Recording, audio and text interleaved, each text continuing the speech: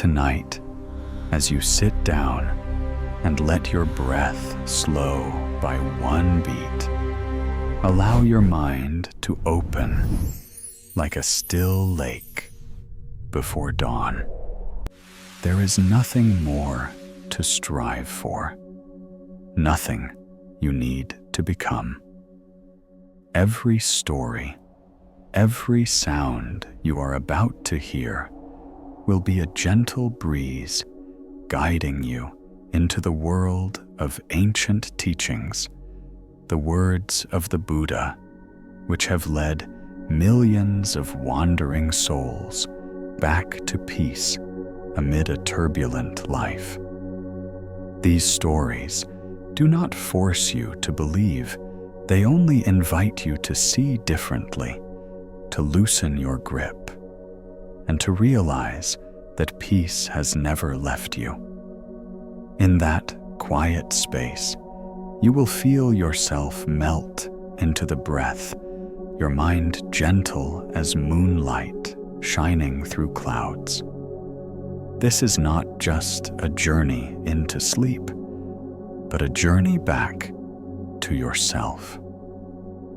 If these moments of stillness touch you, please subscribe to the channel so that night after night we can return together to this place of peace where breath becomes prayer and sleep becomes meditation.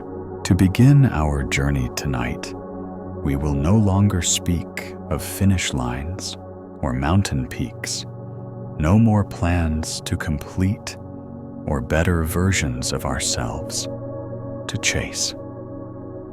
Tonight, we only need to learn to be present. Sit down, place your feet lightly on the ground. Keep your spine straight, just enough. Let your breath flow in and out like the tide of your body and mind. Each inhale is an invitation to return. Each silence is a door opening, taking us from the noise of a long day into a gentler space where nothing needs to rush or prove anything.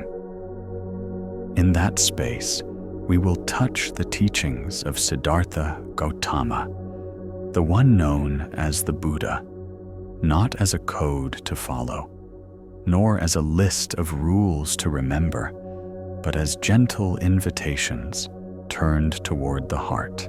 These invitations do not demand that we become someone else. Do not force us to change our nature. They simply lightly point to a way of seeing that peace may be recognized in this very moment. That we can walk more lightly if we loosen the hand that was holding tight. That all notions of achieving can pause while we are truly here. When we breathe a little deeper, we will realize the goals we have chased so long were only imaginary lines. We once believed peace lay beyond a certain time after a title amid others' approval. But like a bird gliding over a lake, peace alights only when the water is calm. That stillness does not come from life falling silent, but from our ceasing to resist its sounds.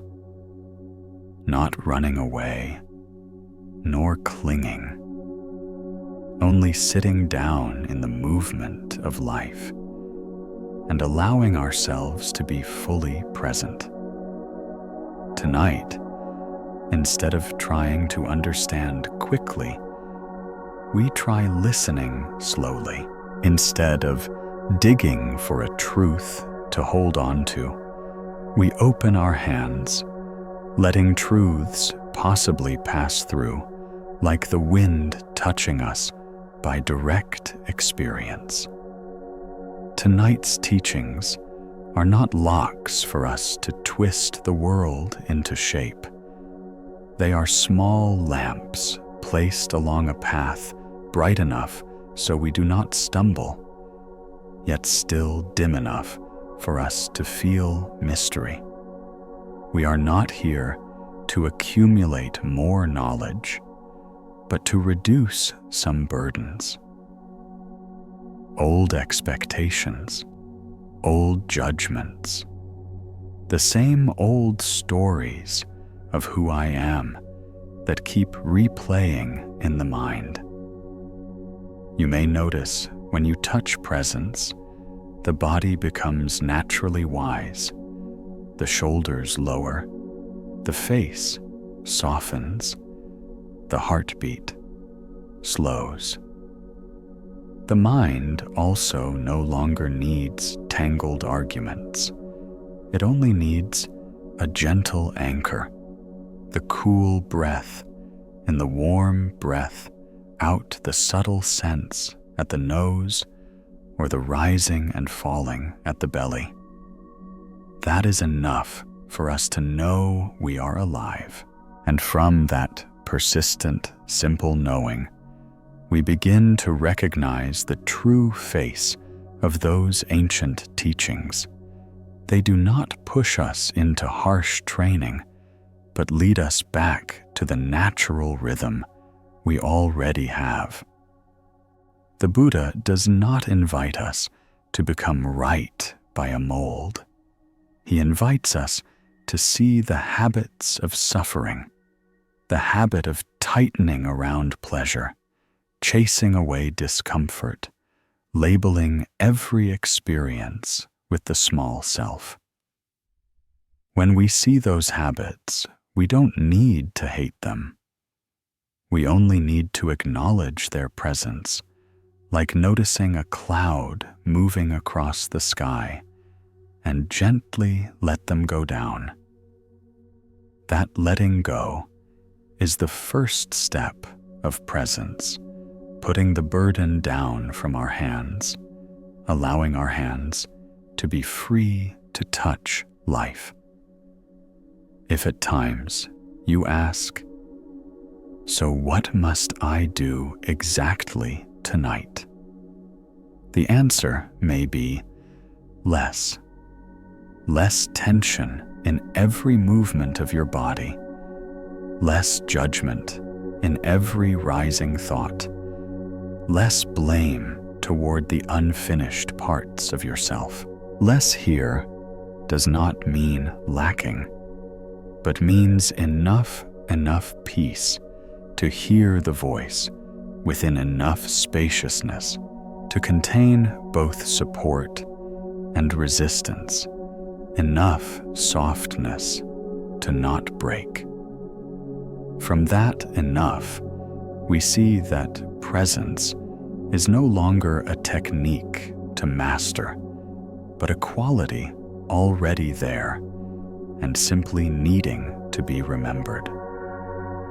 When you listen to the stories ahead, imagine yourself sitting by the fire, a kettle softly singing outside the night air, and the wind gliding through leaves on the porch. Each story is a warm sip of tea. No hurry, no force, only letting the flavor spread on the tongue, warm down the throat, across the chest. There is a story that touches fear, a story that opens compassion, a story that is just like a cloth dusting a mirror. And while listening, you do not need to force meaning. Enough that the mind may rest, enough that the heart may have a place to breathe. We will honor the intelligence of the body and the rhythm of the mind. If there is a passage you wish to linger on longer, pause there. If there is a sentence you wish to listen to again, play it again. Tonight's teachings do not come with a strict schedule. They are like an open garden for you to walk slowly. Look closely. Sit on any bench that invites you. Because the purpose is not to see everything, but to be touched. To be touched by something real, however small within you. You will encounter concepts that seem grand suffering, impermanence, non-self-dependent origination. But when placed in breath and everyday experience, they become familiar as the sound of a spoon hitting a cup. Suffering may be just the sensation of friction when we want things to be different. Impermanence may be just the glint of light moving on a wall when a car passes. Non-self may be just the moment we forget ourselves when attentively listening to a piece of music. Dependent origination may be just the bowl of rice you eat, which is sunlight, rain, earth sweat, and the hands of many. And above all, the most important thing tonight is gentleness with yourself.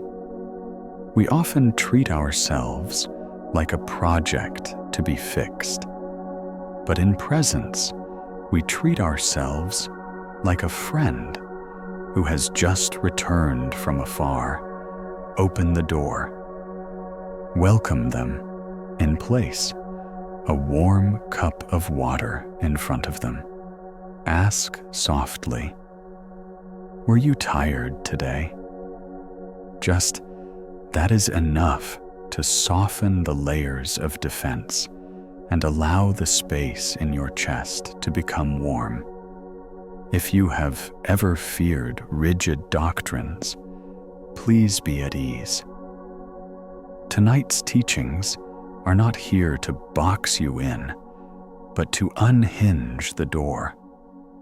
They do not bind, they expand. They add no chains, only help loosen the knots.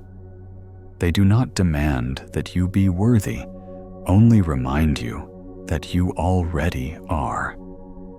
And when the storytelling begins, you might whisper to yourself, "I give myself permission to be present. I give myself permission to rest." That very permission is the key. Now, before we step into the first story, let us try a very simple practice. Gently close your eyes if you wish. Place your hands together and rest them on your chest. Inhale and feel a cool breath touch the tip of your nose.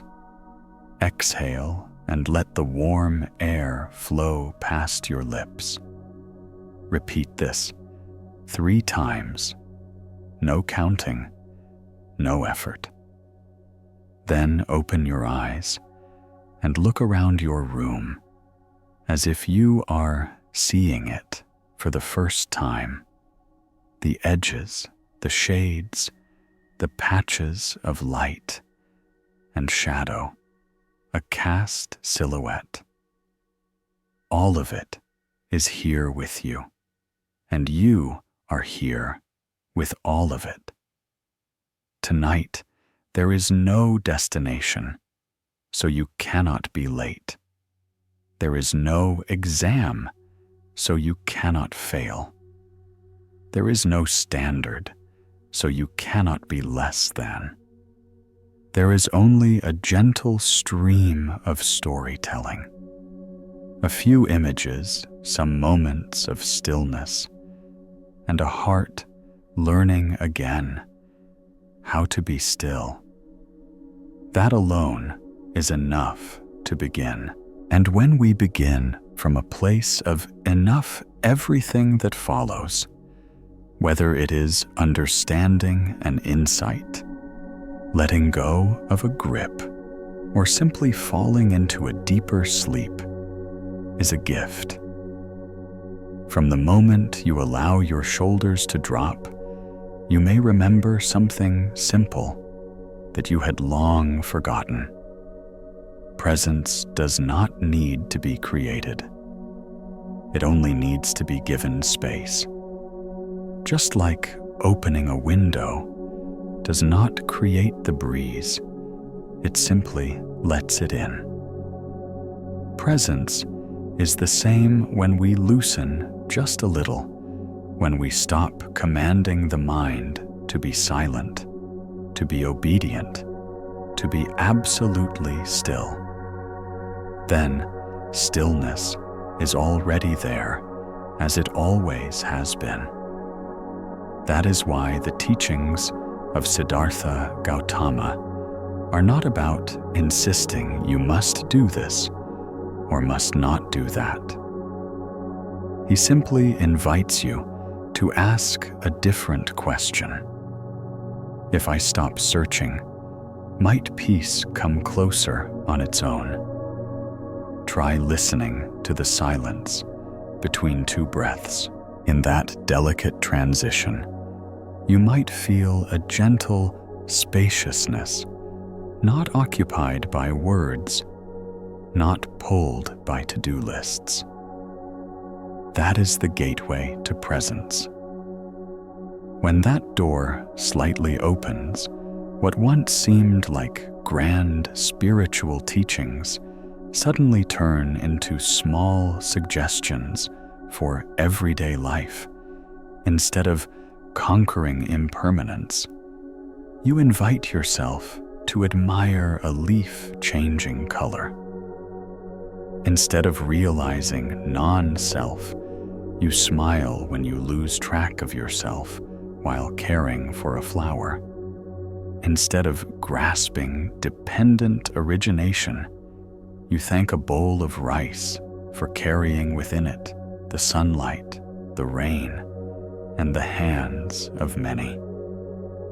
Each of these small examples is a quiet path allowing you to walk gently. No heavy boots, no glaring signs. We often grow up in a goal-driven culture from point A to point B. The faster, the better. The more achievements, the merrier. Goals give direction, but they can make the mind forget the fragrance. When all we see is a straight line between two dots, we miss the smell of the wind, the warmth of the sun, the deep green of a tree freshly bathed in rain.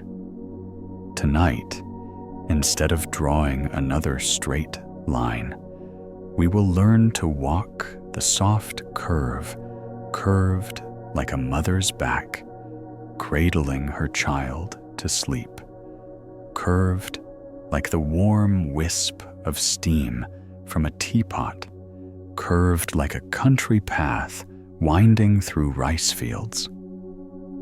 That curve leads nowhere. And because of that, it brings you home to exactly where you need to be the present moment. Ancient teachings, when placed in modern life, take on a very familiar shape. Do not run from your emotions. Becomes a patient breath when frustration arises. Non-attachment becomes a nod when plans suddenly change. The mind is like the ski becomes a faint smile when a cloud of worry passes without leaving a mark. You do not need a new language to live these truths, only a new attitude, gentleness with yourself, tenderness with whatever is here. Take a few moments to look at your hands. Maybe you are holding something very tightly, a belief about yourself, a judgment about someone, an uncomfortable memory, a project you need to finish. Your hand has the right to grasp. That is its natural function. But it also has the right to open. And when it opens, you do not lose anything, you simply change how you hold. You hold with space, not with force. You hold with quiet awareness, not with desperate control.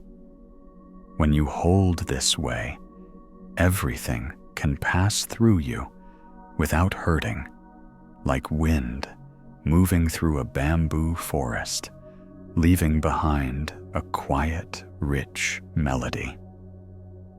On this journey, do not be surprised if you feel still one moment and restless the next light one moment, and heavy the next clear one moment, and clouded the next. Presence is not a fixed object. It is a dance. Sometimes it steps forward. Sometimes it steps back.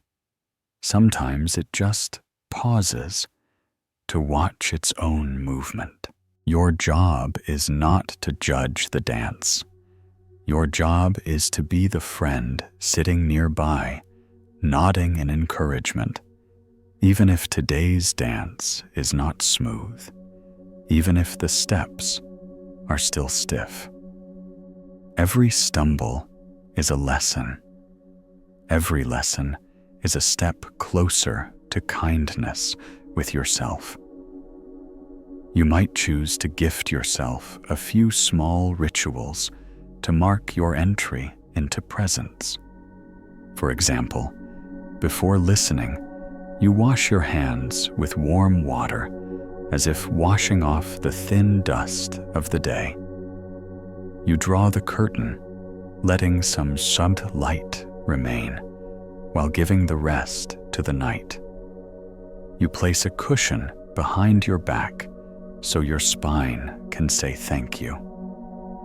You choose a gentle scent wood tea or leaves so your sense of smell feels invited too. These rituals are not obligations. They are the language of care. I value this moment, so I prepare for it. And then, when the stories begin, you may let your mind drift along with an image, a sentence, or just a single rhythm. There is no need to hold it all, just as no one tries to gather the entire night sky into their palms. One star is enough. One faint glimmer on the water is enough. One unbroken breath is enough. We often measure enough by size. Presence measures enough by the openness of the heart. Sometimes just one soft, okay, whispered to yourself can be a turning point. There will be moments when you hear a voice inside say, I am not calm enough, I am not doing it right, or I am wasting time. That voice is not your enemy. It is just the habit of a mind used to running. Invite it to sit beside you. Make it a cup of tea. Ask if it is tired. And then, when it finishes speaking, gently touch its hand and say, I hear you. Let us breathe together. By treating that voice as a friend to listen to, rather than a foe to silence, you give presence a wider space to stay. The Buddha used many metaphors to teach us the gentle approach, a string not too tight and not too loose, a raft meant for crossing the river, not for carrying on your back, a sky that does not resist the clouds, yet is never stained by them. These metaphors stand right in the middle of daily life, not lofty, not distant. When you bring them into your small, real world, a phone call, an email, a meal, you will see how alive they truly are. Even a day stuck in traffic can be a meditation on impermanence and letting go. Even a harsh comment can be an invitation to listen for how soft your heart has become. If you feel your heart beginning to close, do not force it to open. Place a hand on your left chest just to feel a beat. The heart does not argue. It simply pulses. In that pulse lies the spirit of presence, steady, consistent, unpretentious. Your presence can be like that too. No performance required, no proof needed. Just stay faithful to this moment. And from that faithfulness, other things will come. Clarity, gentleness, courage. To let go of what weighs heavily. Tonight, in the invitation to open your heart, try seeing yourself more as the loom instead of the weaver. Emotions pass through like colored threads. Joy is yellow. Sadness is blue. Worry is gray. Lightness is pink. You do not need to pick only the pretty threads to weave. You allow every shade to pass through you, forming an honest tapestry. That honesty is not meant to show the cracks, it reveals depth. And that depth, not perfection, is where peace often comes to visit.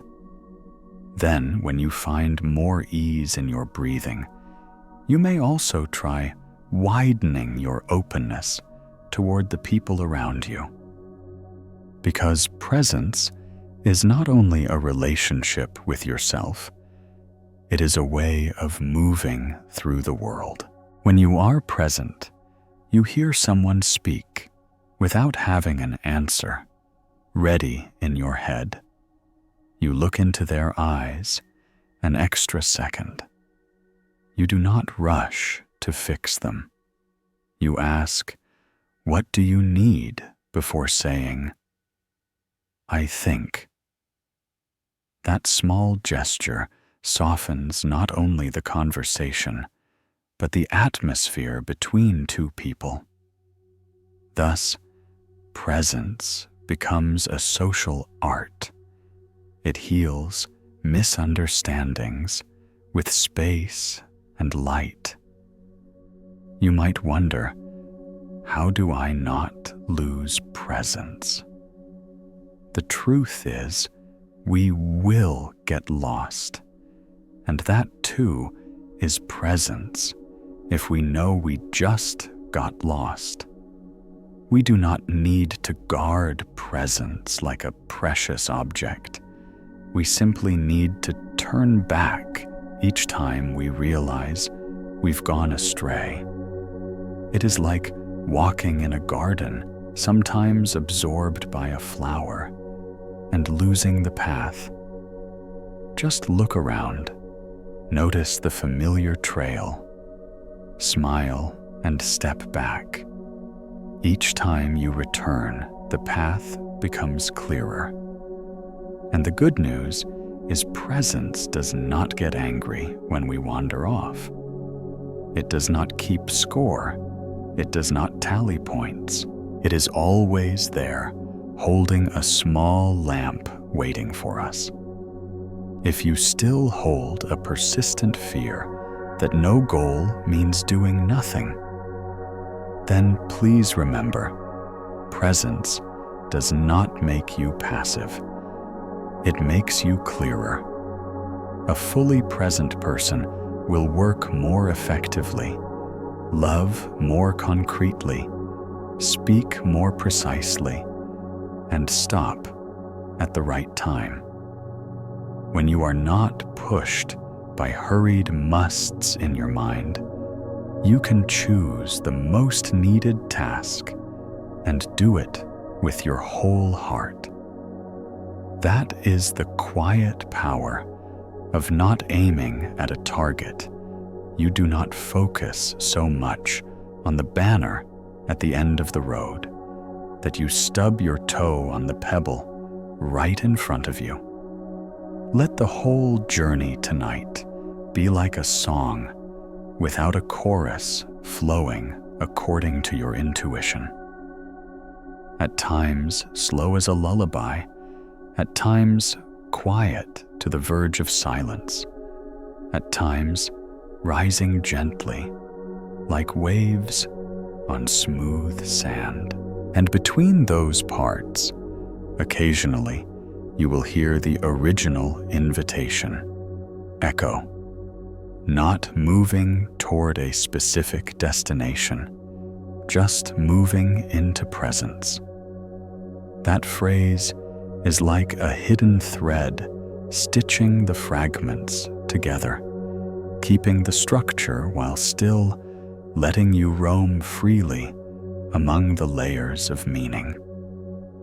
Finally, please remember, every invitation tonight can be ignored if your heart is not ready. There is no must, no on time, no standard to reach. If you only need one thing, say a deep sleep, then that one thing alone is enough to teach you tonight. Let sleep come like a friend who knows the way home, not calling, not urging, only preparing a seat and a light blanket. If you like, before you close your eyes, whisper a very small sentence. I am here. I am enough. That alone is a beautiful ritual to close this opening. An opening that does not lead you somewhere, but brings you right back to where you are. And when tomorrow comes, if you remember something from tonight, maybe it will not be a concept, but a feeling. The feeling of your shoulders, a little lighter, your steps a little slower, your gaze a little kinder. It is those a little things, when accumulated long enough, that turn into a big change. Not a loud outward change, but a silent change. At the core, you learn to be with yourself as a friend. You learn to move through life like a breeze. You learn to love without holding, to let go without falling. From there, each ordinary day also becomes a meditation hall. Each breath becomes a chant. Each action becomes a blessing. Tonight, we laid the foundation for that journey with a very small but very powerful choice. Stop aiming at a destination. Begin presence. From that foundation, the stories, the metaphors, and the silences will open in turn, not so that you learn more, but so that you let go more.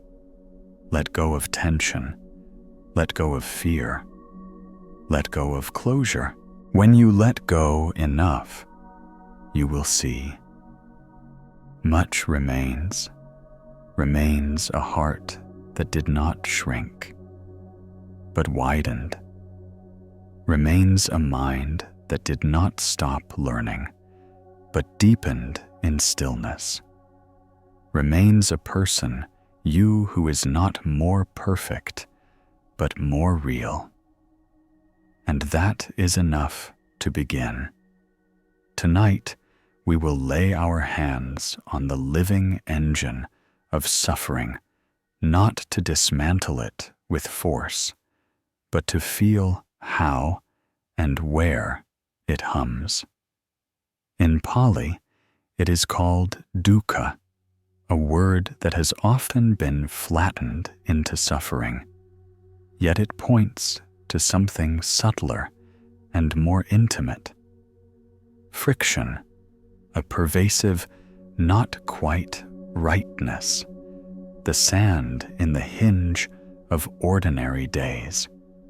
It is the faint misalignment you sense when the body is tired, but the calendar keeps demanding when the heart longs to rest, but the mind insists on one more turn of the wheel. Dukkha is not proof that you failed at being human. It is the tactile signature of a mind pushing against the grain of life's continuous change, like a door that squeals because it hasn't been oiled. Your experience complains when you demand the world remain still, or the self remain solid. The squeal is neither a verdict nor an enemy. It is a message something is being asked to move that you are trying to keep still, or something is being held still that life is asking to move. Listen closely, and you can hear the three primary tones of this friction. The first is clinging the subtle reach toward what is pleasant with the hope that it will not end. We all know those moments, the warm conversation you don't want to finish, the vacation sunset you try to trap with 10 more photos, the productive rhythm you fear will evaporate the instant you stop. The second tone is aversion, the quiet flinch away from what is unpleasant, the armored tilt of the body against an email, a memory, a diagnosis, a goodbye. The third is ignorance, the haziness that obscures both reaching and flinching, the fog that prevents us from seeing that our strategies are creating the very heat we complain about.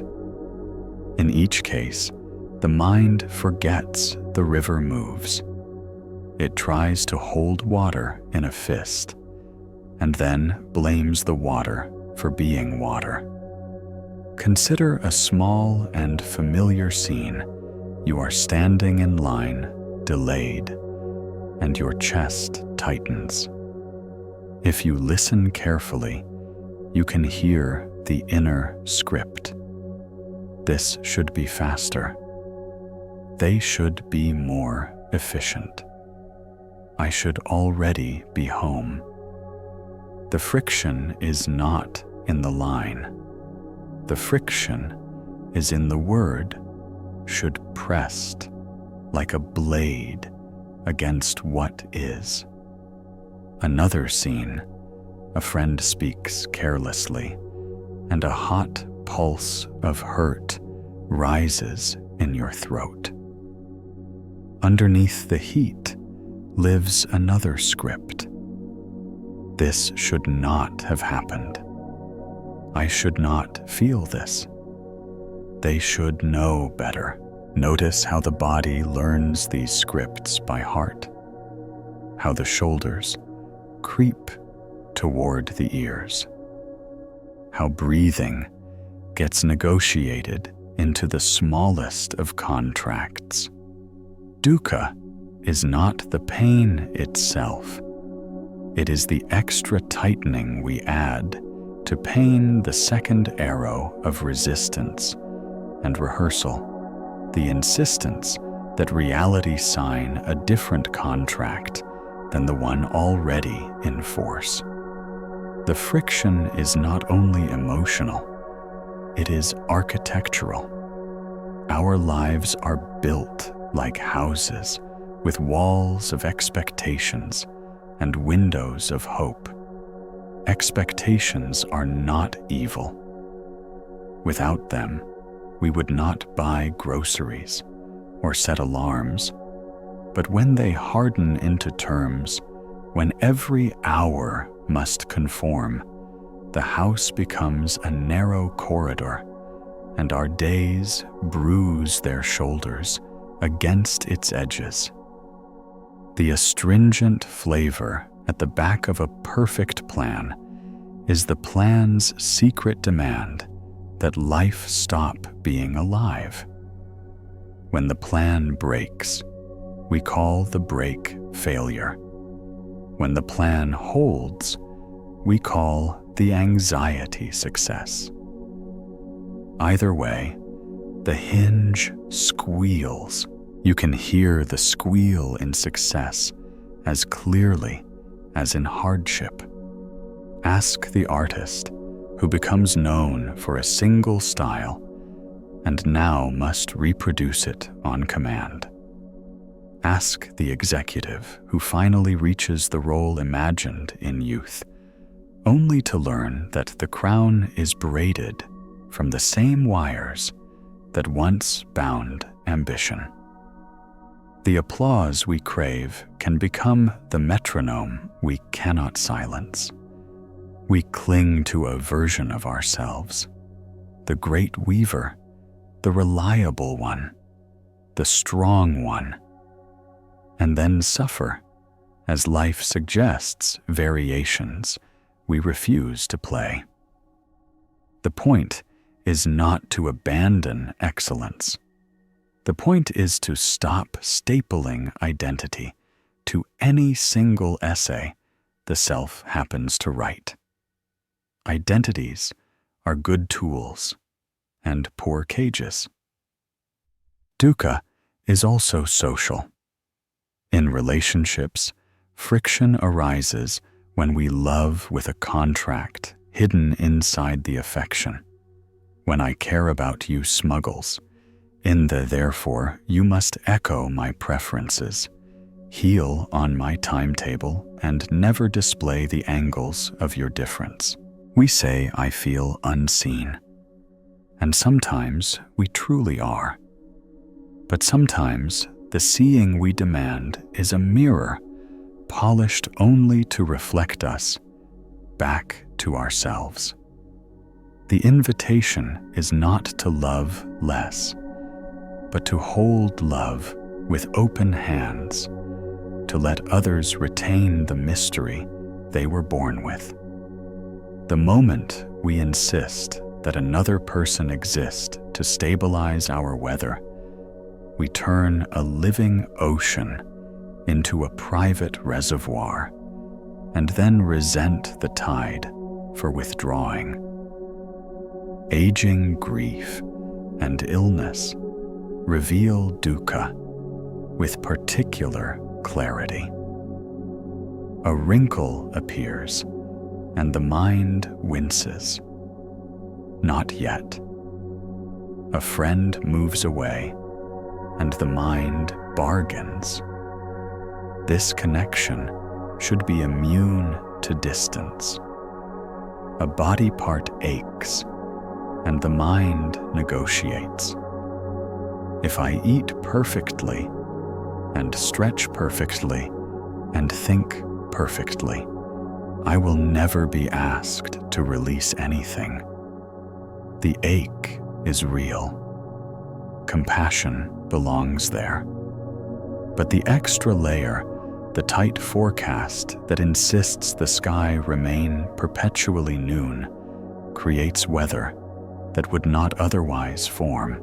We are not asked to enjoy endings. We are asked to stop arguing with the fact that they belong to a universe built from waves, not statues. How then do we meet friction without adding more friction? We begin with honesty in the body. The body reports the location of dukkha faster than thought can translate it.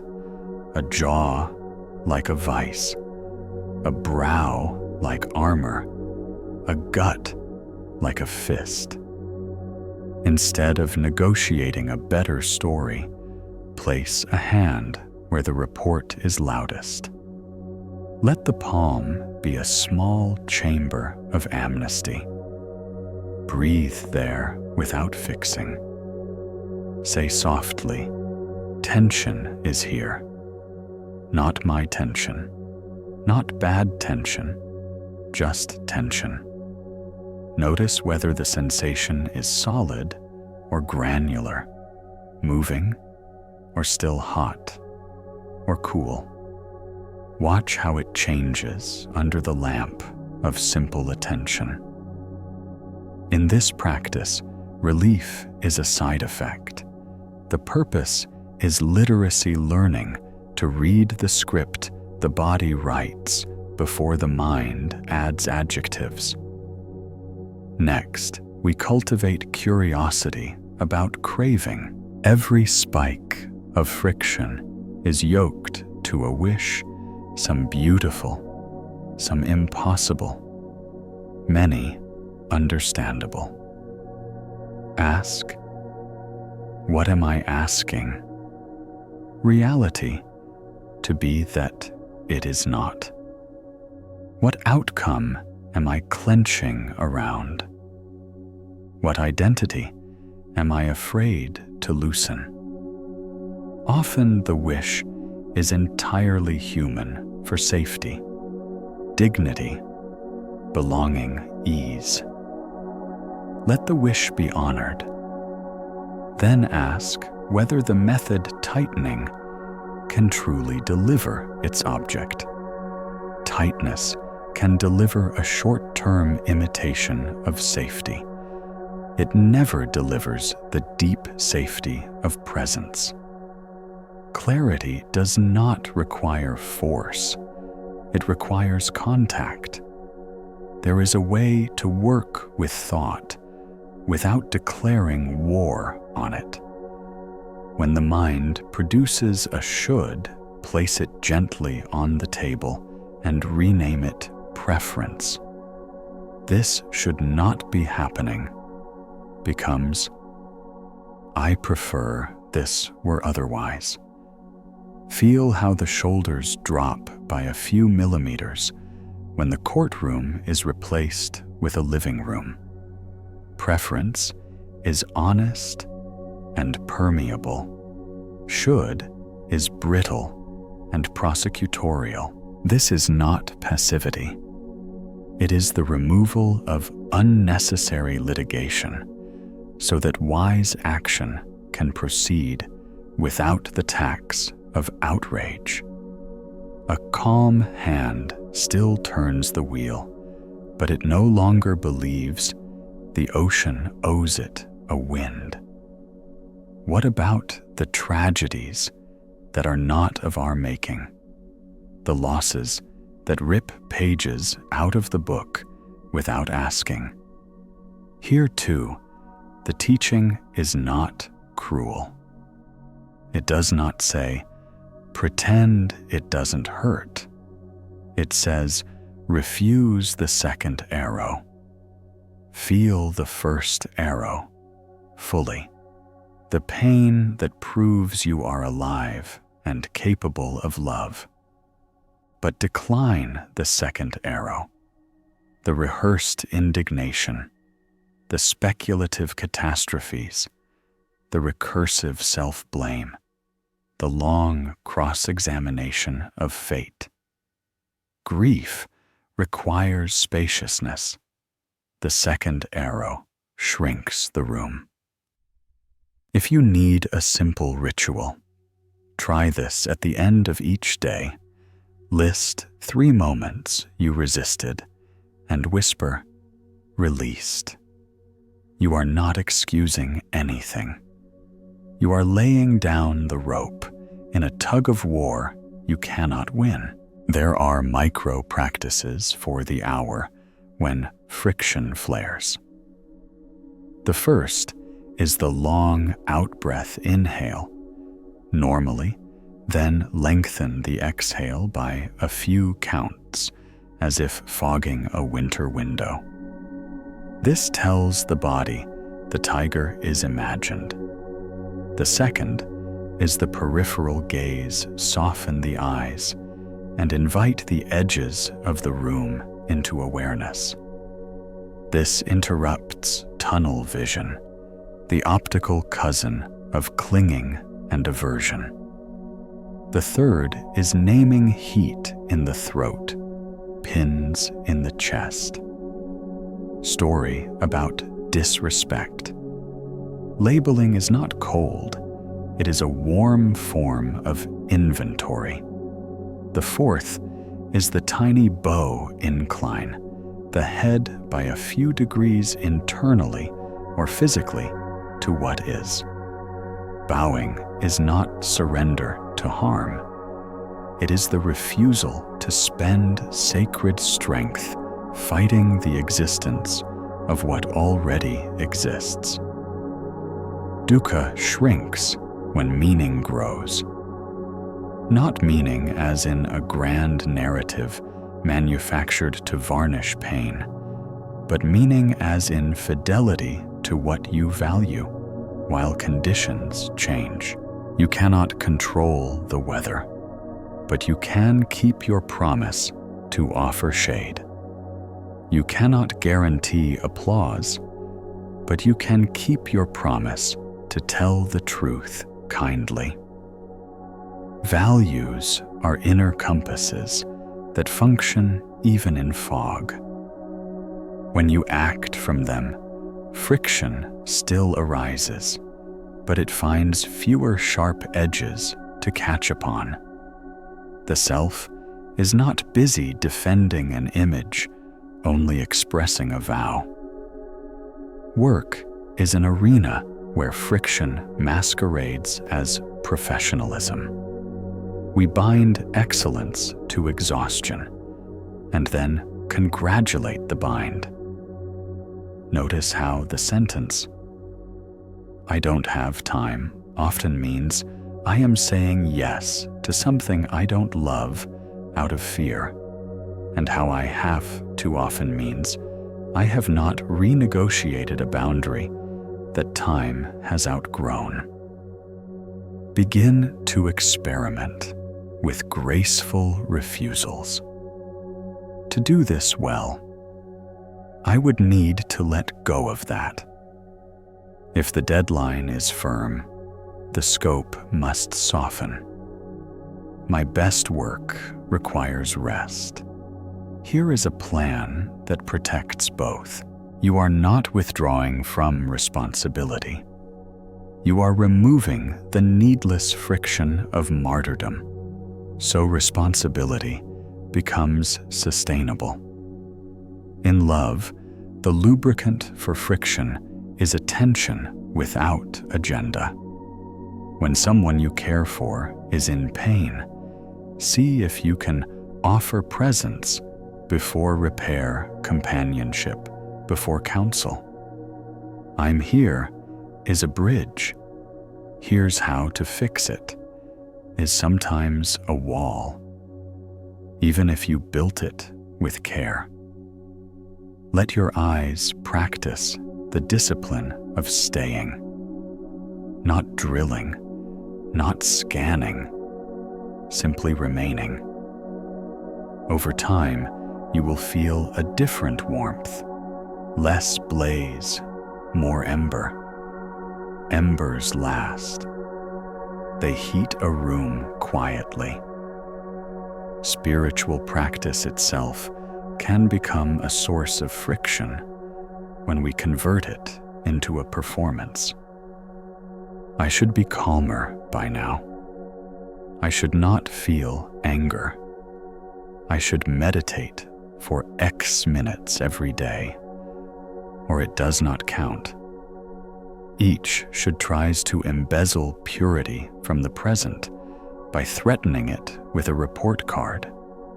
Instead, let practice be an apprenticeship to kindness. 5 breaths sincerely felt are not inferior to 50 mechanically endured. Bow to the version of you who came to the cushion with a storm in their head and still chose to sit. That bow oils the hinge. A profound relief arrives when we internalize a simple orientation. Nothing is wrong with the moment you are in. Something is happening in it. The difference is the difference between drowning in the current and learning to float on it. Nothing is wrong does not mean nothing needs attention. It means attention is offered from participation rather than protest. From there, you can ask good questions. What is the next true step? What can be softened without being abandoned?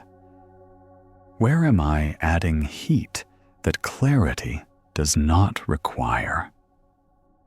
At the heart of this exploration lies a tender truth. Suffering is not a personal failing, but a curriculum the universe teaches in a language every heart can learn. The curriculum is not punitive, it is descriptive.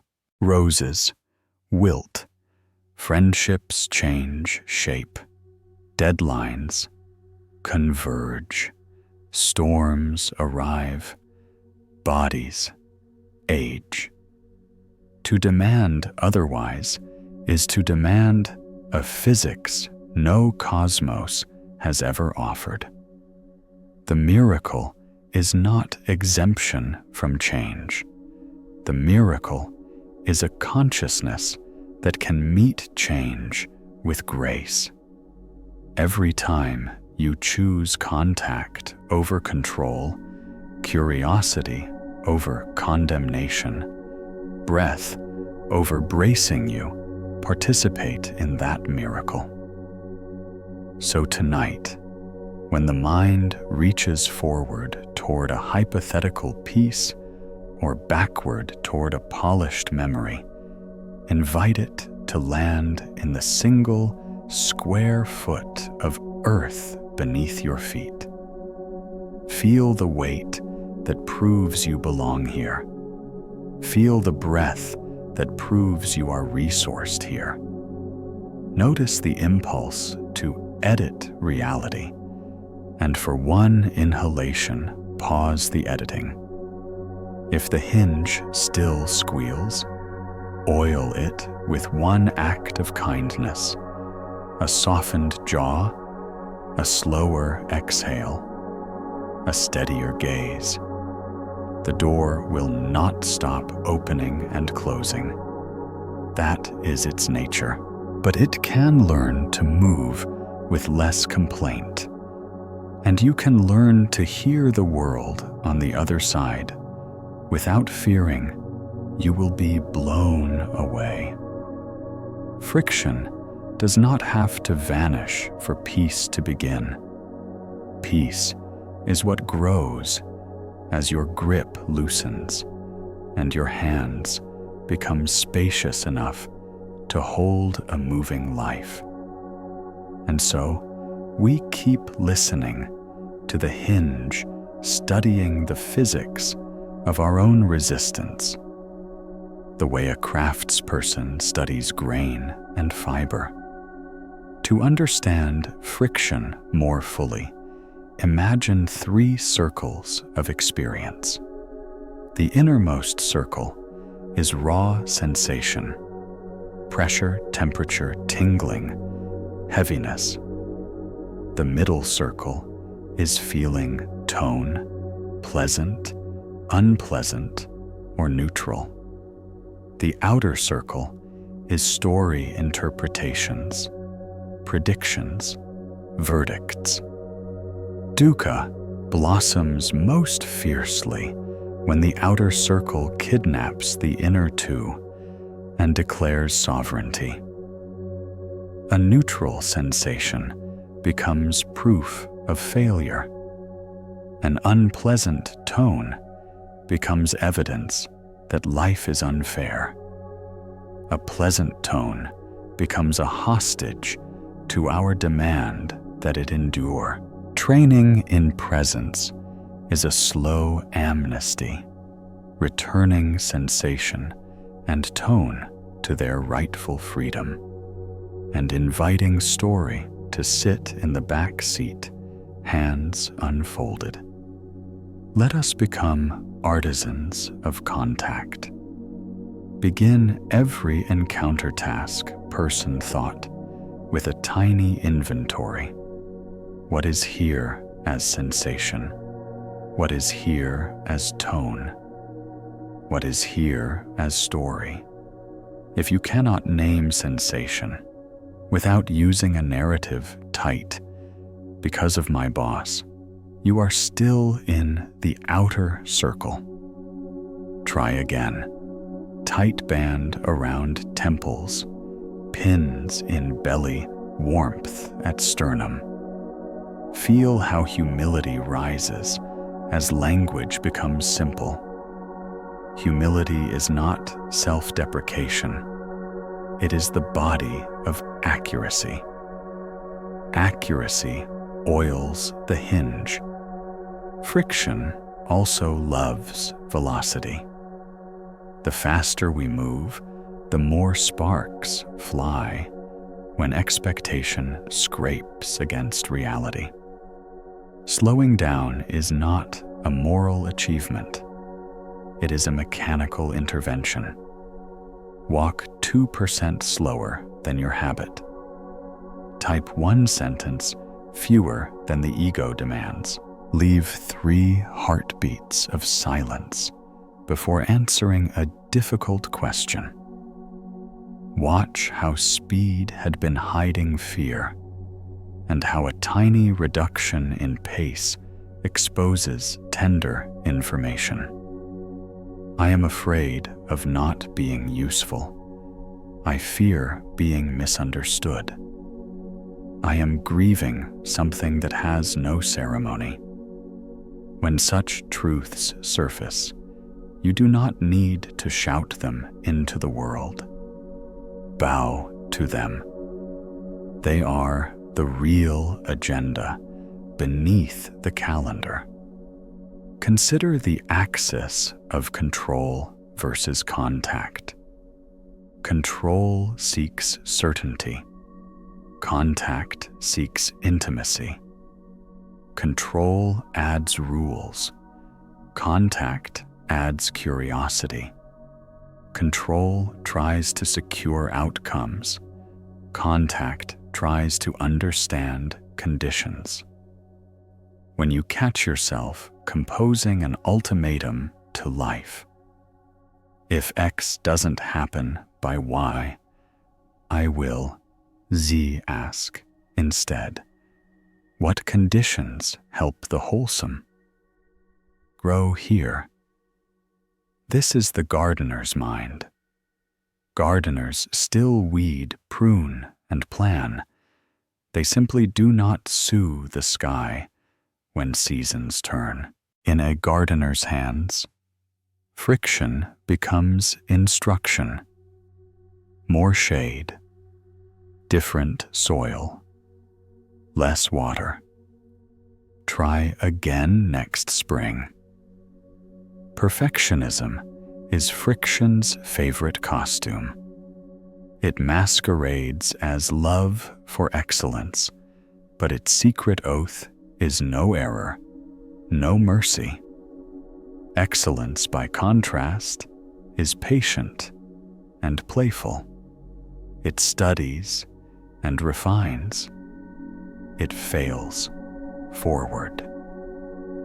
To unmask perfectionism, listen for absolutes, always, never, must, ruined, worthless. Replace them with measurements and experiments. This draft is at 60% clarity. To reach 80%, I will do X and stop at Y o'clock. This rehearsal improved tempo, but lost warmth. Tomorrow, I will prioritize tone. Such language turns a courtroom into a laboratory. Laboratories still contain disappointment, but their disappointments are compost. Everything feeds the next flower.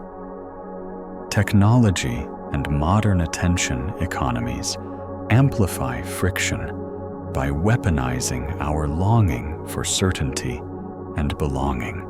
The screen offers micro doses of certainty, likes, metrics, and belonging, pings threads, then withdraws them unpredictably, training, craving, and aversion in tight loops.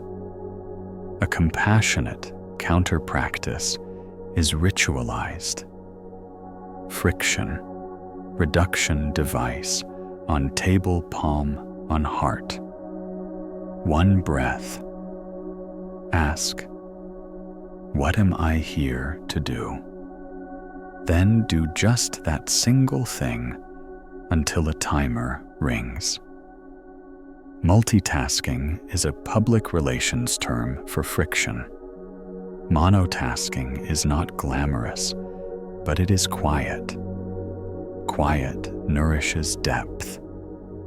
Depth rarely generates immediate engagement, but it builds a life you can inhabit.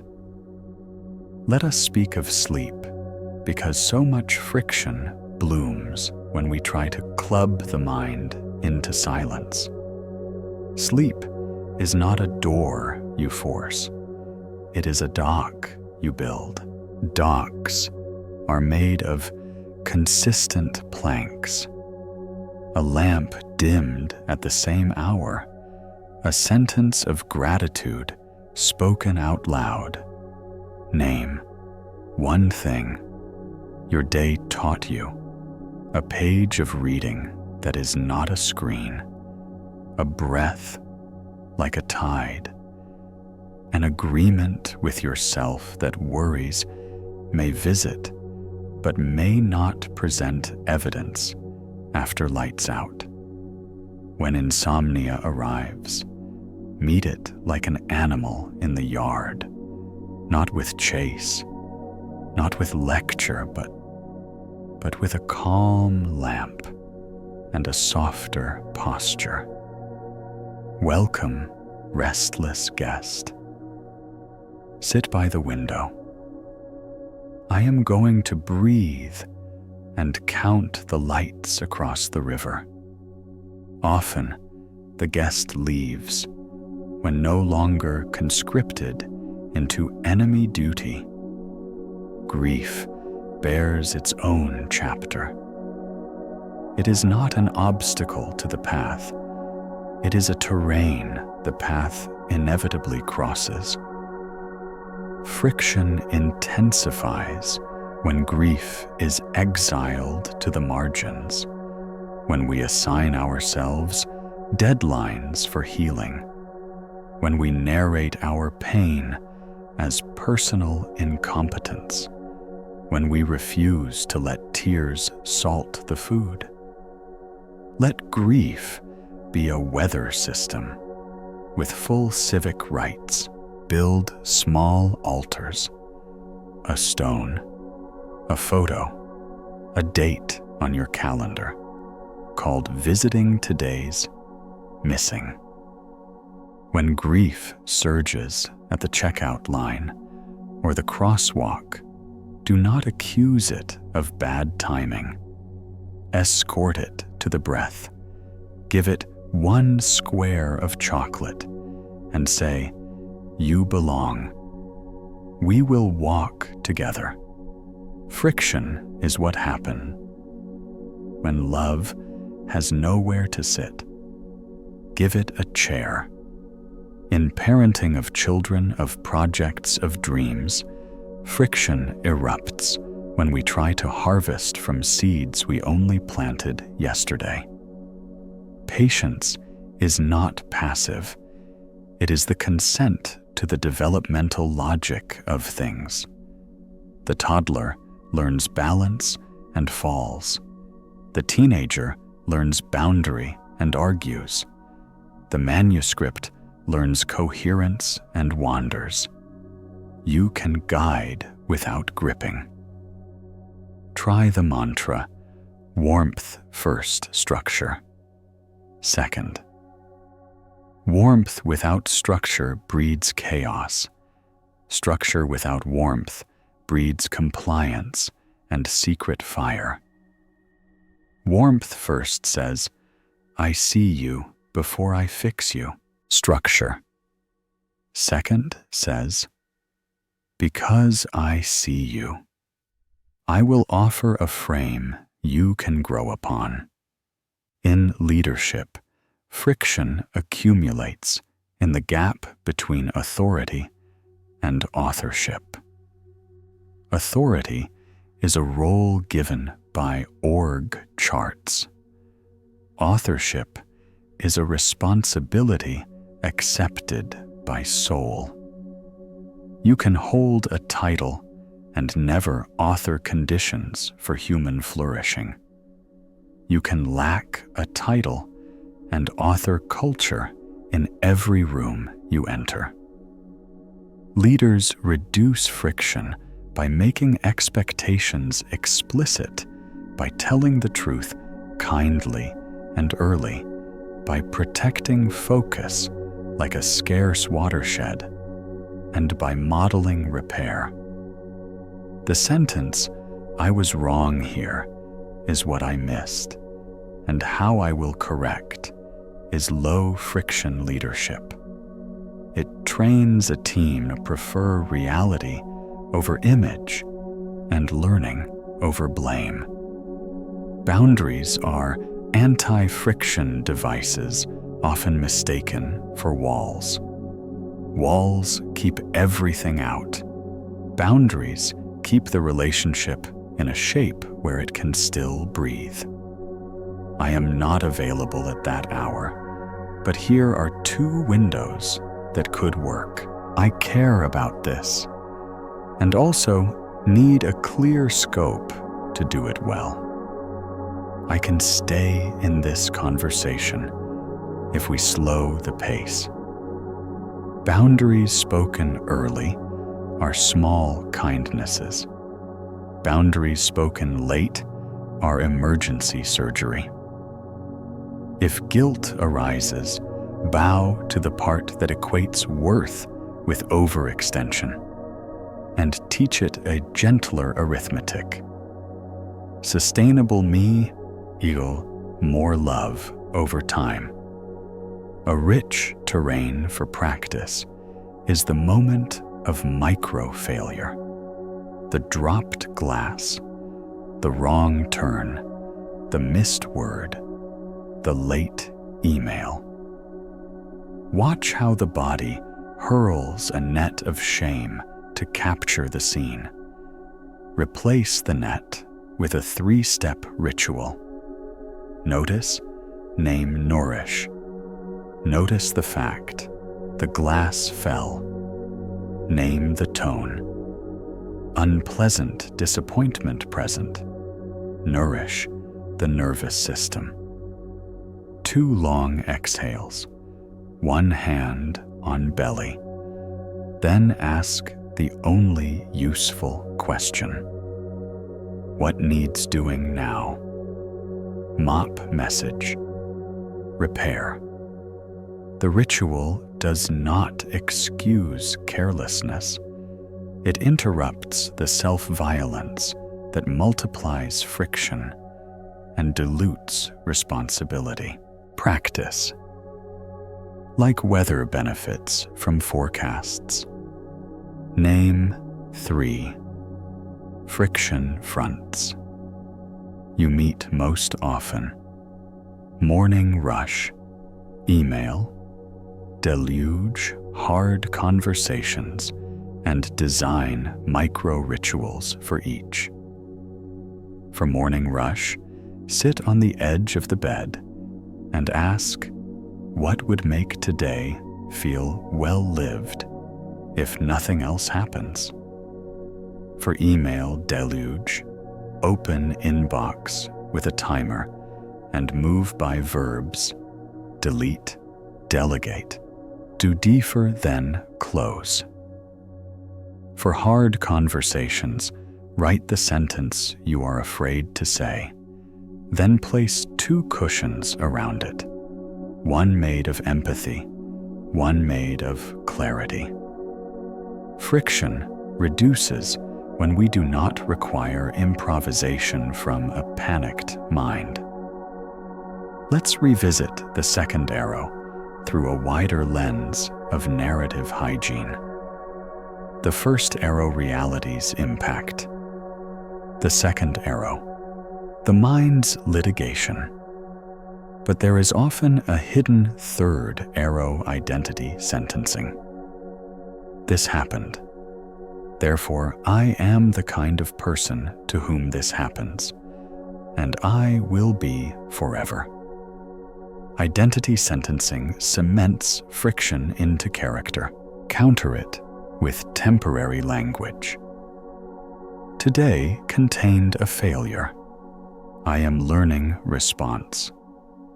This season carries loneliness. I am experimenting with community. Grammar can be anesthesia or antidote. Choose the tense that leaves tomorrow unlocked. The body's vocabulary is large and precise. Add a few words to your inner dictionary. Soften, release unnecessary effort by 2%. Widen, include more of the visual field. Include more of the breath. Lower, drop the center of gravity into the pelvis. Feel legs as pillars. Set your attention somewhere simple. Nostrils, soles, palms. Let permit experience to move of its own accord for 3 breaths. Stack these 5 verbs slow and quiet when friction rises, and you will feel the engineering shift, load-bearing, spreads, pressure equalizes the hinge. Size. Creativity roams best where friction is treated as signal rather than scandal. If the paragraph will not come, interview the resistance. What are you protecting? Sometimes it is protecting care. Don't publish something half-baked. Sometimes it is protecting image. Don't risk visible learning. Thank it either way. Offer a bargain. Give me 90 minutes of play, and I will give you editing tomorrow. Or change the material conditions. Different room, different tool, different time. When you can't write the book, write the index. When you can't paint the vista, paint the corner of the window. Friction loosens when the task shrinks to a human scale. Money anxiety is a hot furnace of dukkha. The mind insists on omniscience regarding futures no one can guarantee. The practice here is clear seeing plus right sizing. List what is controllable: spending plan skills, training, honest conversations, and uncontrollable market swings. Others' choices. Attend daily to the first list. Bless and release the second list at dawn and at dusk. If dread spikes, practice generosity in miniature, a tip, a donation of time, a note of thanks.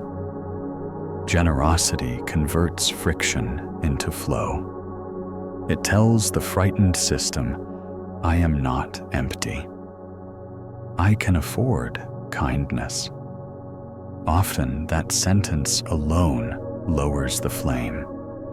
Anger deserves a nuanced home.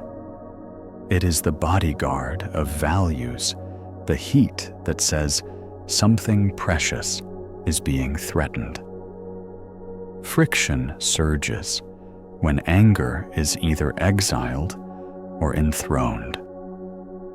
Give it a council seat, not the throne. Ask anger to point, not to prosecute. Point me to what you love that feels endangered.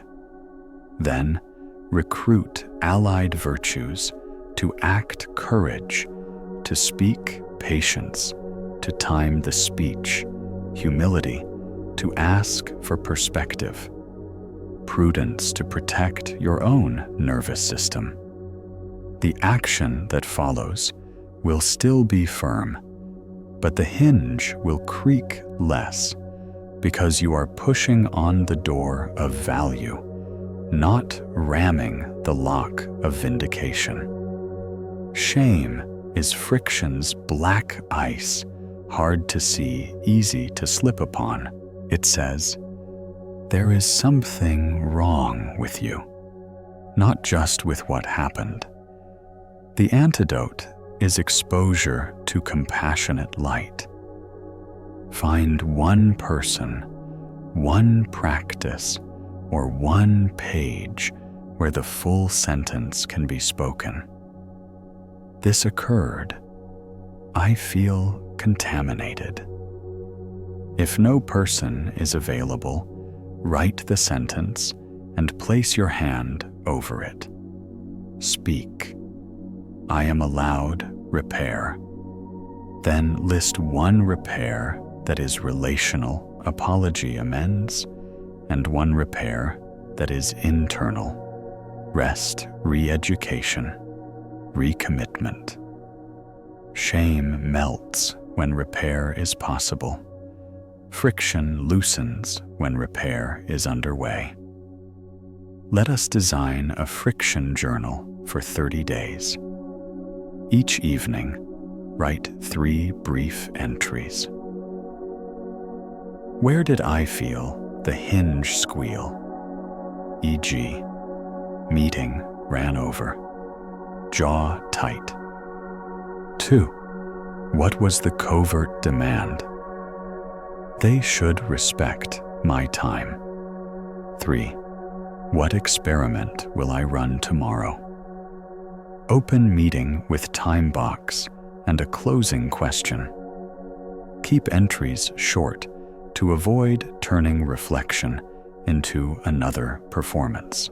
After 30 days review, and you will witness patterns that were invisible at ground level. This aerial view is not for self-attack. It is for elegant iteration. Community lowers friction by sharing the weight of weather. Build small circles where "how are you" means what is alive in you and how can I stand near it. Practice listening. Pilgrimages, meet with a friend and agree to 30 minutes where one speaks, one listens. no advice, only reflections, like I hear, I feel. Say more. Trade roles. This trains collective nervous systems to experience contact without control. It rehearses the social architecture of low-friction care. Few words, warm presence, precise boundaries. From time to time, conduct a resistance retreat. 2 hours without screens spent in 3 rooms of the inner house. Room 1. Rest, lie down for 20 minutes without agenda. Room 2. Review. Journal. 10 pages longhand about where you are holding on. Room 3. Renew. Choose one. Tiny act. Clean. A drawer. Water a plant. Write a thank you, and do it slowly. End with tea by a window. You have not solved your life. You have changed the climate inside it. Climate governs crops. Give yourself seasons that can grow gentleness. If you need a single sentence to carry in the pocket through rough corridors, let it be this. Meet what is here with less muscle and more light. Less muscle, 2% softer. Jaw, gentler. Tone, slower hands. More light, curiosity. Values, humor, gratitude. Humor is not dismissal. It is the humility to see that we are small animals in a huge universe trying to alphabetize the wind. Gratitude is not denial. It is the capacity to notice a kindness even while negotiating a bruise. One joke told kindly, one thank you, spoken sincerely. These are not spiritual garnish. They are structural beams that make the house bear storms with fewer groans. At last, we return to where we began the hinge. Doors exist to move. We do not curse a door for swinging.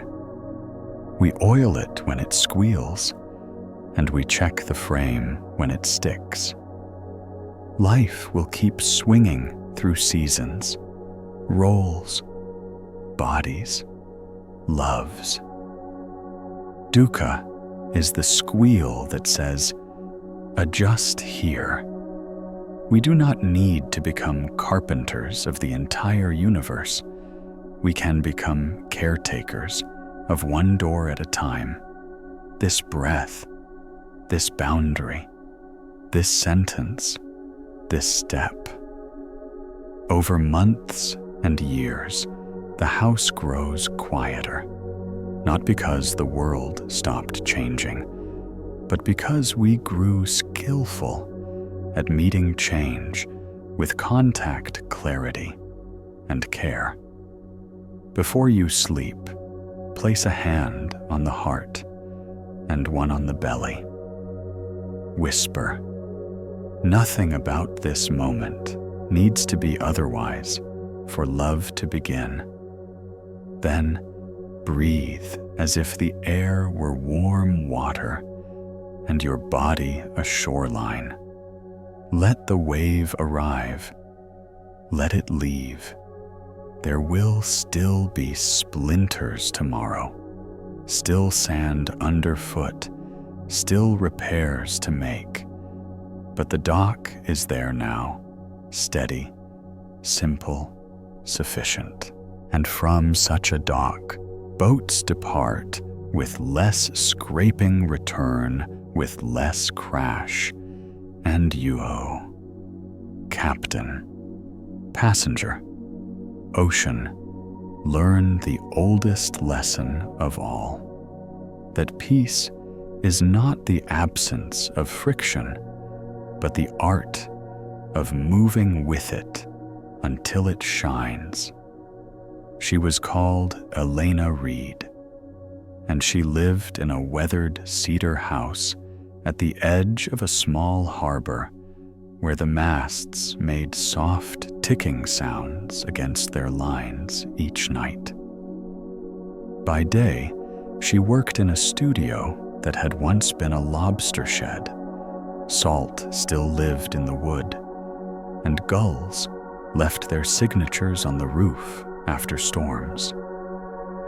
Inside, on the western wall, her hand-woven tapestries hung like quiet horizons, fields of indigo that held a secret violet. When the light leaned late skeins of ochre that remembered autumn meadows, fine silver threads tracing the idea of moonlight across dark wool.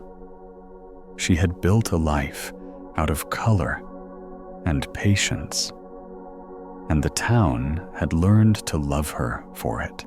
Tourists drifted in on summer afternoons to whisper in front of her work. A gallery in Portland kept calling.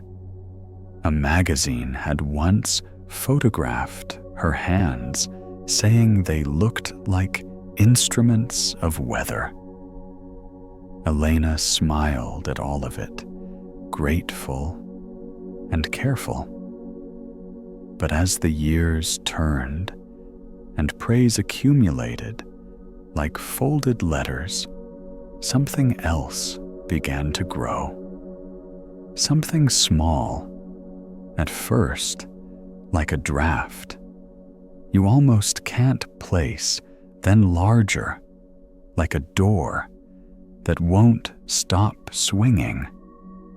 The fear that the next tapestry would not arrive. It was not that she lacked skill. Her fingers remembered more than her mind could list. It was not that she had run out of wool. Cones waited like patient mountains by the loom. It was that when she stood in front of the empty warp, her chest cinched as if a belt had been pulled 2 notches too tight. She would thread a shuttle, lift a heddle, and a thought would appear with the suddenness of a gull. What if I've already woven the best of what I have? What if the thing people loved was an accident and cannot be repeated? The thought had a twin. If this piece is not more beautiful than the last, the story of me might end. That was how the days began to tilt less toward color, more toward verdict, less toward listening, more toward rehearsing. Catastrophe. At night, when the harbor was a bowl of warm black glass and the buoys clicked in their sleep, Elena lay awake and sketched new designs only to crumple them in her mind. Her dreams turned into corridors of unfinished work. She said good mornings to neighbors in the bakery, but she could feel a secret contract tightening in her pocket. You must do it again, and do it better, and do it without a tremor. On a windless October afternoon, when the water was the color of pewter and the lobster boats came in early, Elena tried to begin a commission that had felt like an honor until it arrived on paper. The patron wanted the essence of the coast fog and spruce and tide. And the way loneliness here is not always a deficit, but sometimes a room you can finally breathe in. Elena knew those textures, the way you know the map of your own kitchen in the dark, yet her hands trembled when she tied the warp. Every gnaw carried the rumor of failure. She made tea, forgot to drink. It warmed it again, then watched it grow, a skin like a little winter on the surface. She walked to the dock and back, hoping the day would borrow her its simplicity. When she returned to the studio, the loom stood there in its quiet, patient geometry, as if to say, "I will be here when your storm has passed." She placed her palm against its beam and felt for just a second how the wood held the memory of many seasons and did not hurry. Still, the fear kept its appointment at dusk, and by the time the lamps were lit, Elena could not step across the threshold of beginning. She left the shed and followed the path along the shore where the stones were slick with a long tide. Past the last cottage, the land rose into a low bluff where a small cedar chapel sat narrower than a school bus, its single bell housed in a simple frame. On certain Sundays, a handful of sisters visited from an inland convent to sit in silence there before returning. Elena had waved to them, sometimes the way neighbors wave to one another's rituals. Tonight, unsure what she wanted, she climbed the little hill and found the chapel door open and the interior unlit blue with evening. A woman in a simple gray sweater and a wool skirt sat on the front step, her weathered hands wrapped around a thermos. She looked up as Elena approached and smiled the kind of smile that does not claim you, only welcomes you to your own arrival. "Long day?" the woman asked, as if she knew all days could be long in their own way. "Long," Elena said, taking a breath that felt like the first honest sentence she had spoken to anyone that week. And nothing to show for it. Nothing. The woman tilted her head, not skeptical, not convinced. "Tell me about your nothing." Elena spoke, then haltingly. At first, then in a quiet spill about the loom and the patron and the small belt of panic. Her mind tightened each time she stood to begin. She talked about the articles that had once felt like a celebration and now felt like a ruler held against her work. She said the loud thing softly. "I am afraid that if I do not keep weaving the way they expect, I will disappear." The woman listened, the way rain listens to a roof, patiently, with a kind of respectful weight. When Elena fell silent, the woman unscrewed the thermos and poured tea into the lid cup, the steam rising like a small mercy. "I'm Laurel," she said. "I come up on Thursdays to sit with the water. You can join me if you like, without obligation." She handed Elena the cup. "We could watch the evening, do what it does." They sat together as the light folded itself carefully into smaller and smaller squares. The bell frame made a rectangle against the last brightness, and the first star was single and sincere. After a while, Laurel spoke, her voice threaded with amusement and kinship. "When I was younger, I tried to pray the way other people did. I thought prayer was a performance of certainty. It made a terrible prayer." She looked at Elena. "I learned late that my job was not to make the river run. My job was to sit on its bank and be a good shore." Elena felt the sentence enter her chest like a key that remembered its lock. Laurel nodded toward the harbor.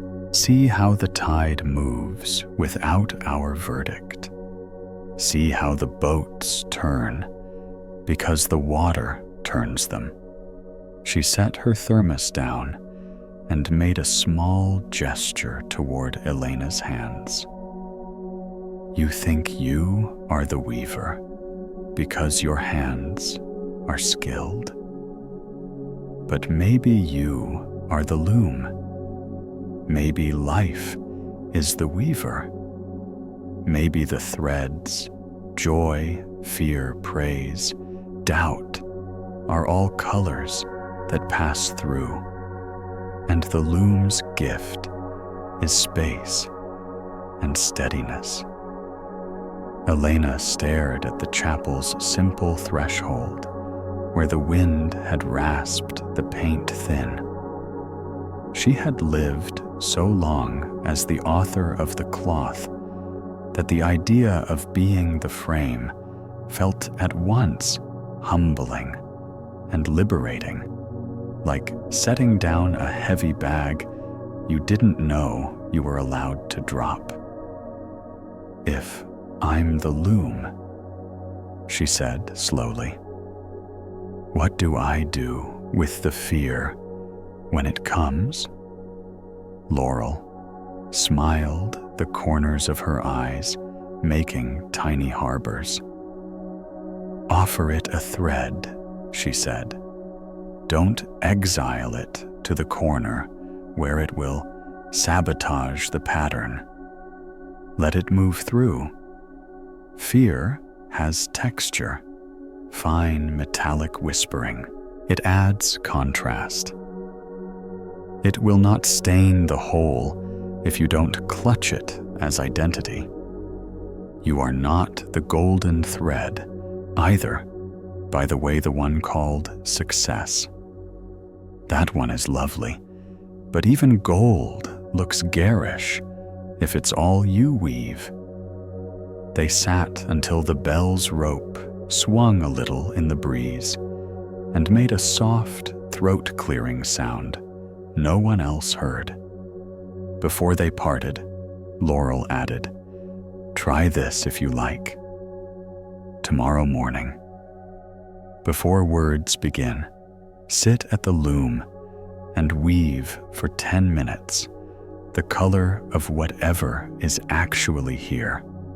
Sleepy, gray, raw white, skittish silver, without judgment, without plan.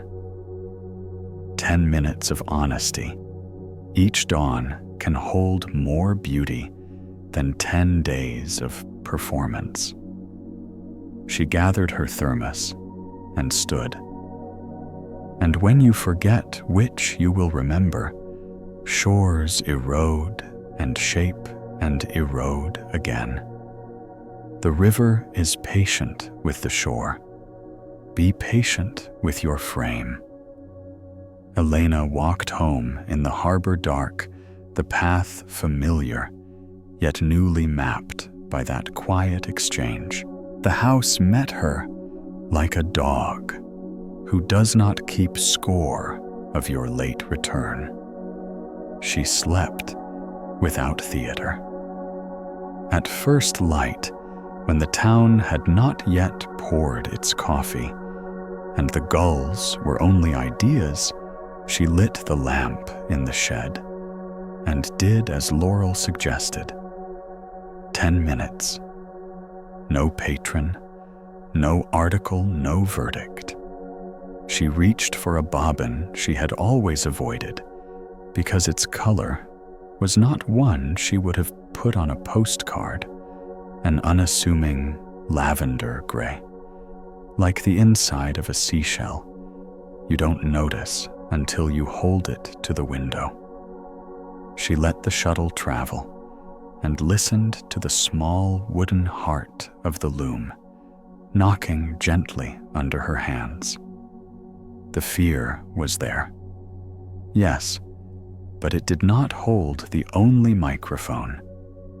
There was also the thin, clean pleasure of thread finding thread, and the way the warp relaxed when she did. Those 10 minutes became 20.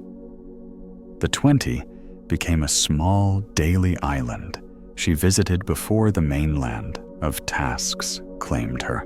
Some mornings, the thread was slate. Some mornings, it was the tired brown of muddy spring roads.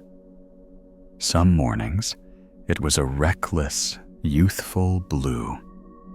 Elena began to see that honesty had a palette far larger than achievement. She also noticed something else when fear was woven through. Instead of being argued with, it lost its job as gatekeeper and became what it had been all along, a messenger with a narrow assignment. Protect what matters. Thank you, she would say under her breath. You can rest now. The loom is steady. The commission did not vanish. Deadlines keep their own tied tables. But Elena approached it differently. Instead of inventing a masterpiece by force, she began to collect small, truthful minutes and let them accrete like sediment in a river mouth. She walked to the cove after rain and stood where the fog unbuttoned itself along the spruce line, noting how gray becomes 100 grays when you stop demanding it be dramatic. She wove in the smell of rope and diesel that is not ugly when it belongs to home. She let a thin line wander where a straight one would have pleased a magazine more. She invited a coarse strand of undyed wool to lie beside the silks so the tapestry could carry the full weather of its birthplace.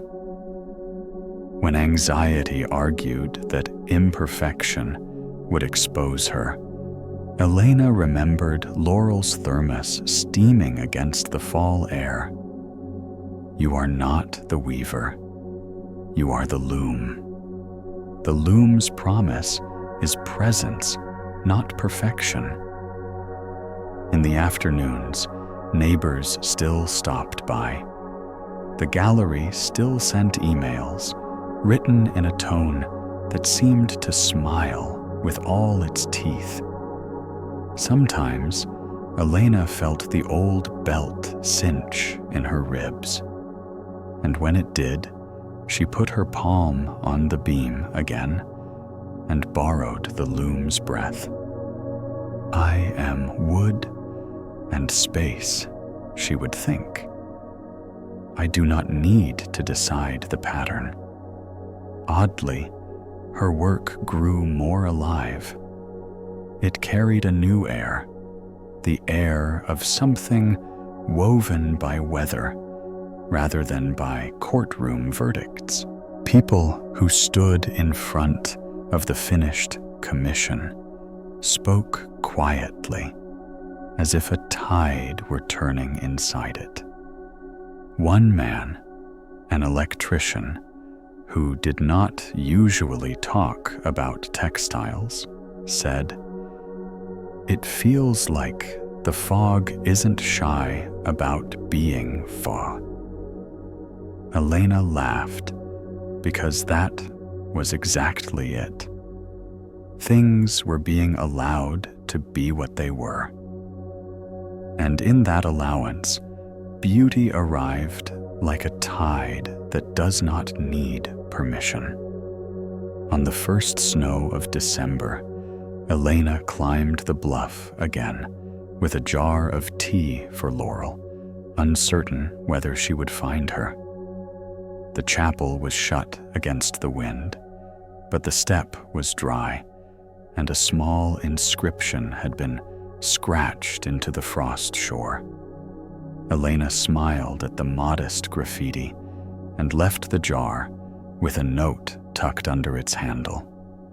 "Your sentence turned my loom into a room I can live in. Thank you." That night, when the harbor hummed and the house made the small cracking sounds of wood changing temperature, Elena lay awake for a gentle reason. She was listening to how fear moved now, not as a belt, but as a thread, present, thin, useful when paired with courage, and useless when clutched alone. She remembered the accolade years earlier that had named her hands instruments of weather, and for the first time the phrase felt accurate in a way the magazine could not have meant. Weather is not wrong when it changes. It is alive. A loom is not a tyrant when it holds. It is generous. Elena, somewhere between those two facts, breathed and felt the loom of her body hold the weaving of her life. She did not need to be the sum of her tapestries. She did not need to be the archive of her fears.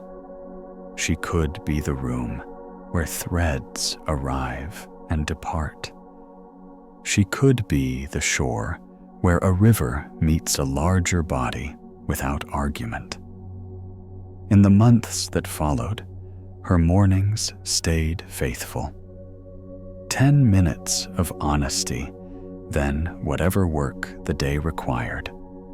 She found she could say yes to less and mean it more. She learned to end a piece a day before it was safe, trusting that leaving a little air in the cloth invited the viewer to arrive as a co-creator. When a patron asked for more gold, Elena smiled and said, "Let me show you what the dark teaches the gold to do." When a friend confessed to a similar belt of panic in her own field, Elena passed on the sentence, as if handing her a tool worn smooth by use. "Maybe you who are the loom," she said. "Maybe life is the weaver. Let the frightened thread pass through. Let the bright thread pass through. Be the frame that makes room." And on certain evenings, when the sky took on the bruised lavender of snow in the distance, and the harbor lights made their small halos on the water, Elena would sit in her studio without weaving at all, and simply listen to the wood. The loom creaked.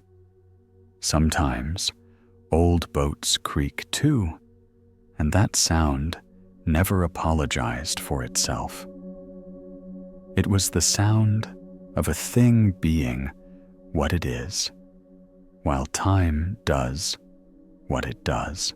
She thought of Laurel's hands around the thermos, the way heat had risen into cold air, and she felt the same lift in her chest, the one that comes when a truth fits, not like armor, but like a window opened in a room you thought had none. In that opening sleep came easily. The mind did not have to stand guard over a kingdom called my success or my fear. It could rest in the larger country called space, where boats turn because the water turns them, and a loom keeps its promise simply by standing steady while color finds its way. We return now to the quiet hinge of Elena's discovery and open it wider until the whole room of our life is illuminated by two precious truths the Buddha set like lanterns along the path. The first lantern is simple and unsentimental. Suffering exists, not as a punishment, not as an indictment, but as a feature of a living world in motion. Bodies ache and heal and ache again. Weather comes friendly and leaves abrupt. Friendships change their shoreline. The mind learns, forgets, and learns once more. This is dukkha, the felt friction of a heart moving through a universe that will not hold still for our preferences. The second lantern shows the hidden engine behind that friction. Its origin is not finally the circumstance itself, but the way the untrained mind tightens around pleasure and pushes against pain. In Pali, the tightening is called tanha craving, and its shadow is aversion, the refusal to let what has already arrived simply be present long enough to be honestly met. We imagine we are unlucky because fog rolls in on a day we wanted sun, or virtuous when the schedule goes our way. But what burns is not cloud or calendar. What burns is the fist inside the word should. And so the Buddha does the most compassionate thing a teacher can do. He points not to a perfectible world, but to a workable stance. He does not tell the sea to stop making waves. He shows us how to stop arguing with water. Consider Elena again not as an artist alone, but as a mirror. The commission did not cause her suffering. A request is just weather moving across a piece of paper. The suffering ignited when the mind made the request into a referendum on a permanent self. I must produce something better than before, or I will vanish. That sentence is craving in its Sunday clothes, craving for a lasting confirmation that cannot exist in a world where every note fades by its very nature. And the sleeplessness that followed was aversion braided through identity, the refusal to let fear be a passing visitor, the insistence that fear's mere appearance meant failure. Dukkha grew not because thread was scarce, but because the mind tried to turn thread into armor. When Laurel named a different posture, "You are the loom. Life is the weaver," she was translating the second noble truth into a gesture the hands could learn. Space does not cling. A frame does not flinch. It simply allows color to come and go. The friction lessened not because the patron changed, but because Elena stopped feeding the fire with her craving for praise and her resistance to tremor. The circumstance stayed weather. The mind ceased to make a climate crisis of it. You can test this in the smallest theater of your afternoon. You pour coffee and the cup chips. The first truth, a pang exists, startle annoyance, a small grief for the familiar mug. Name it, and it softens. The second truth, the pang multiplies when the mind stamps it with verdicts. This day is ruined. I'm so clumsy, nothing works out. Or when it lunges for compensation, I deserve sweets. I need new everything. I'll tell 3 people how unfair the morning has been. Notice how chasing immediate comfort, craving, and fleeing the discomfort already hear aversion, stretch a 10-second event into 40 minutes of heat. Now try the loom's move. Breathe. Feel the warm splash, the sharp sound, the quick contraction in the ribs. Say quietly, "Pain is here." Then watch as pain changes, as all weather does. Make a small repair. You have honored the first truth and declined to energize the second. The day remains workable.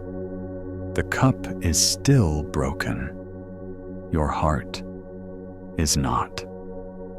We are educated by advertising to distrust the first truth and intensify the second.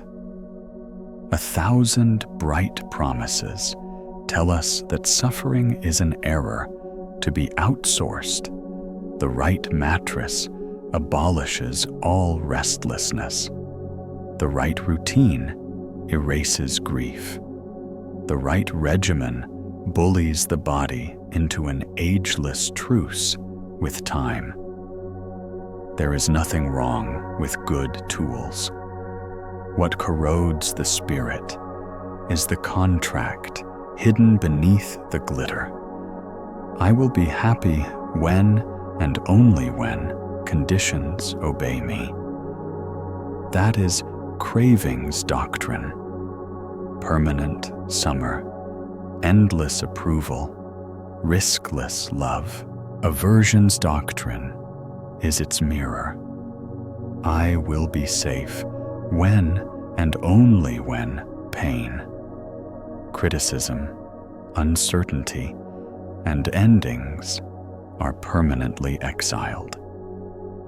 Under either doctrine, the present moment becomes a mere audition for a life that is always about to start.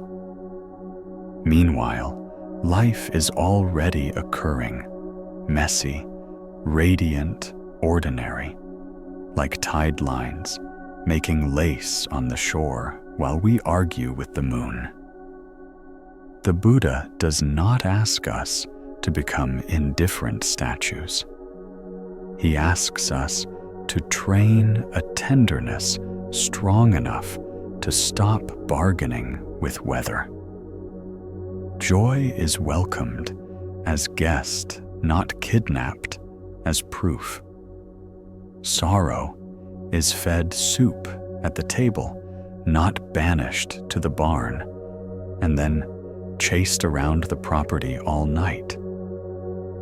This is why he names not only craving and aversion, but also ignorance as the third root. Ignorance, meaning the basic confusion that mistakes passing experience for identity and negotiable circumstance for ultimate security. We are not wrong for wanting pleasure or ducking pain. Biology does that from the cell up. We suffer when we appoint desire and fear to sit on the throne and write our laws. The practice is not to kill the ministers, but to seat them where they belong, then govern by wisdom. Let us turn the lanterns on a few more rooms. In love, craving whispers, "Promise me you will always be as you are right now, so I never have to feel the unease of change." Aversion mutters, "Hide the parts of you that unsettle me, so I never have to learn a larger tenderness." Ignorance concludes, "This arrangement is love." The result is brittle sweetness, sugar glass that shatters at the first real weather. The loom's way is different. It says, "I will meet you as a changing life. I will refer truth over image, repair over performance, presence over possession." The joy that follows is quieter and more durable. It does not sparkle like a commercial. It glows like a stove in winter. Ordinary magic, enough to cook soup and keep a home warm in work-craving drafts. Grand treaties. I will feel safe when my title cannot be taken, and my output is always admired. Aversion drafts escape clauses. I will endure this only if I can anesthetize myself each evening, so I do not feel the cost. Ignorance nods, and a decade passes. The loom's way asks different questions. What is mine to do that serves life? What boundaries keep service honest? What rhythms protect the flame from becoming smoke? Then it commits to a practice the mind finds unspectacular, doing one thing at a time, telling the truth, early, resting like it is part of the job because it is. Strangely, excellence rises here more often. People trust what is not secretly begging them for guarantees. In the body, craving becomes the cult of permanence. If I optimize hard enough, I will outrun entropy. Aversion becomes the cult of distance. If I numb cleverly enough, I will never have to feel. Ignorance sells memberships to both. The loom's way bows to biology. It learns strength and softness, challenge and recovery appetite, and enough. It listens to signals before they escalate into alarms. It regards sleep not as a negotiable luxury, but as a nightly ceremony of consent. I let go for a while, and the world continues. I too can continue without constant control. When pain inevitably visits, the loom does not label it moral failure. It asks, what care is needed? What meaning is honest? What story makes things heavier than they need to be? Then it gives the smallest, kindest medicine. First, one slower breath, one glass of water, one decent sentence spoken out loud. This hurts, and I can meet it. These two truths are not merely philosophical signposts. They are practical levers you can feel with your hands. Try this small ritual for 30 days. Each evening, write a single line about the day's friction. Then add 2 phrases. First, pain present. Name it plainly. Loss, fatigue, envy, fear, boredom, loneliness. Second, I added suffering by, and complete the sentence, insisting it shouldn't be here, chasing a perfect moment, telling a doom story, pretending I was fine, arguing instead of grieving. Do not prosecute yourself. Take inventory the way a craftsperson counts tools at dusk. By the end of a month, you will have a map of where craving and aversion recruit you most easily, and you will have loosened the spell by the simplest magic of all honest seeing. When the mind asks, "But if I don't chase happiness, won't I be complacent?" Remember the difference between joy and grasping, between care and control. The Buddha did not become inert. He walked, taught, laughed, wept, organized, meals, counseled, governments, hugged children. He moved fully. What fell away was the belief that peace depends on weather. This is why the third and fourth truths, cessation, and the path grow organically from the first 2, when we stop feeding suffering with craving and aversion. We taste a relief that is not dependent on winning. And there is a way, step by kind step, to stabilize that taste into a way of living. The loom metaphor is simply a household translation of the noble path, right view. I am space for experience, not the experiences.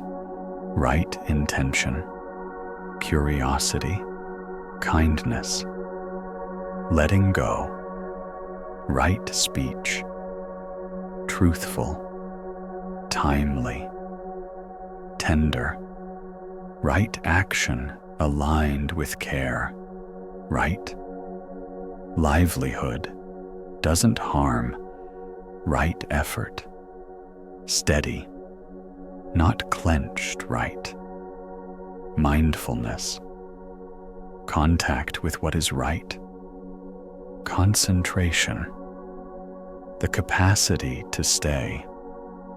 When you embody these, happiness does not vanish. It ripens into something that does not bruise under every touch.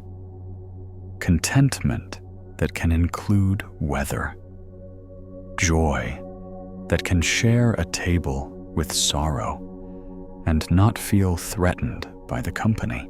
Perhaps the deepest reassurance is this: acknowledging the first truth does not summon more pain. It stops you from doubling it.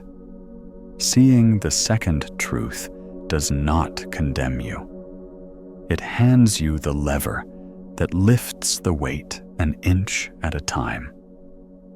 Tonight, if you feel the belt of fear cinch, or the old ache arrive uninvited, or the glittering craving for a perfect hour begin its sales pitch, try the loom's simple vow: I will not make an enemy of what is already here, and I will not try to cage what is already leaving.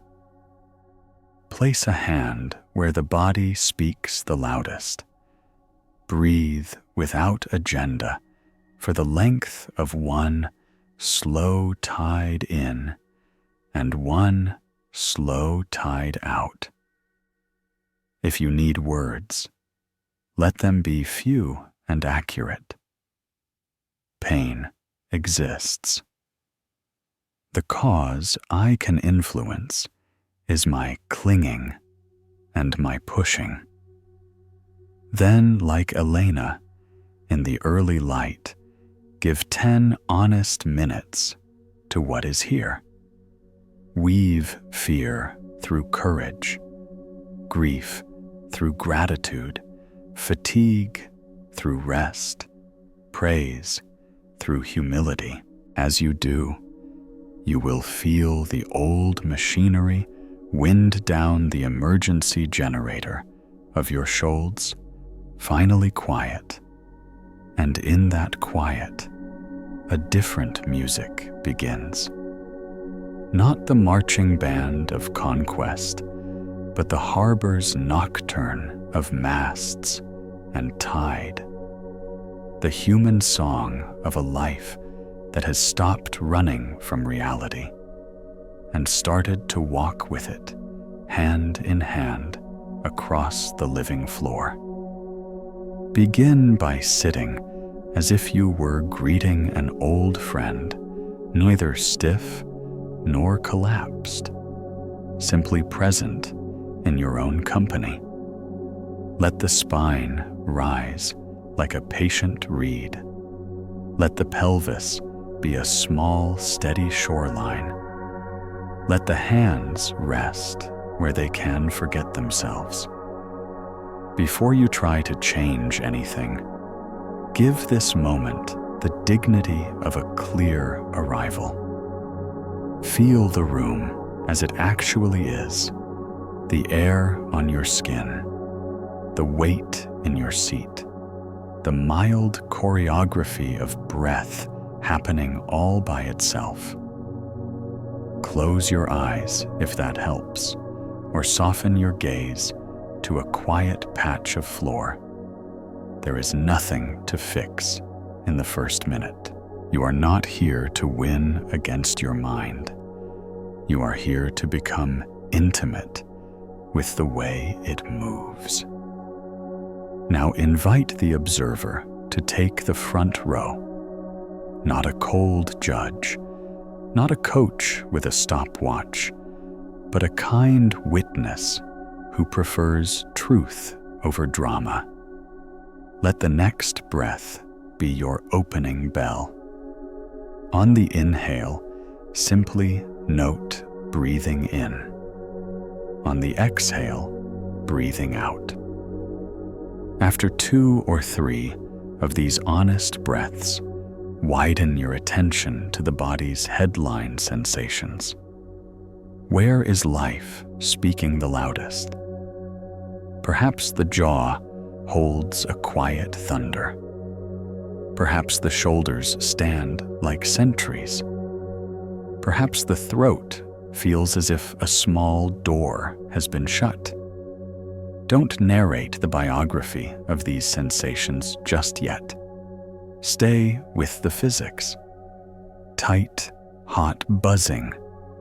dull braced, quivering, heavy, empty, simple words close to the bone. When a distinct sensation becomes clear, say a band of pressure around the temples, offer it a gentle name. As a naturalist would, pressure is here. Tightness is here. Flutter is here. Then bow inwardly to what the Buddhist tradition calls feeling tone, the basic flavor of experience beneath stories, pleasant, unpleasant, or neutral. If the band of pressure is unpleasant, say so softly. Unpleasant is present. Naming does not intensify the feeling. It gives the heart a handle and the nervous system a light in the room. You are not declaring a lifetime sentence. You are switching on the lamp. From this place of witnessing, turn with curiosity toward the current of wanting that runs beneath the surface. Every wave of distress has a current under it. Ask without accusation. What is the mind craving right now? What is it trying to push away? Sometimes the answer is plain. I want this conversation to be over. I want this mistake to vanish. I want a certainty no one can give me. Sometimes it is tender. I want to be safe. I want to be seen. I want this ache to mean something. Let the answer arrive in its own time, as a shy animal might step from the edge of the trees. Do not wrestle the truth from it. When it comes, acknowledge it, the way you acknowledged sensation. Yearning for control is here.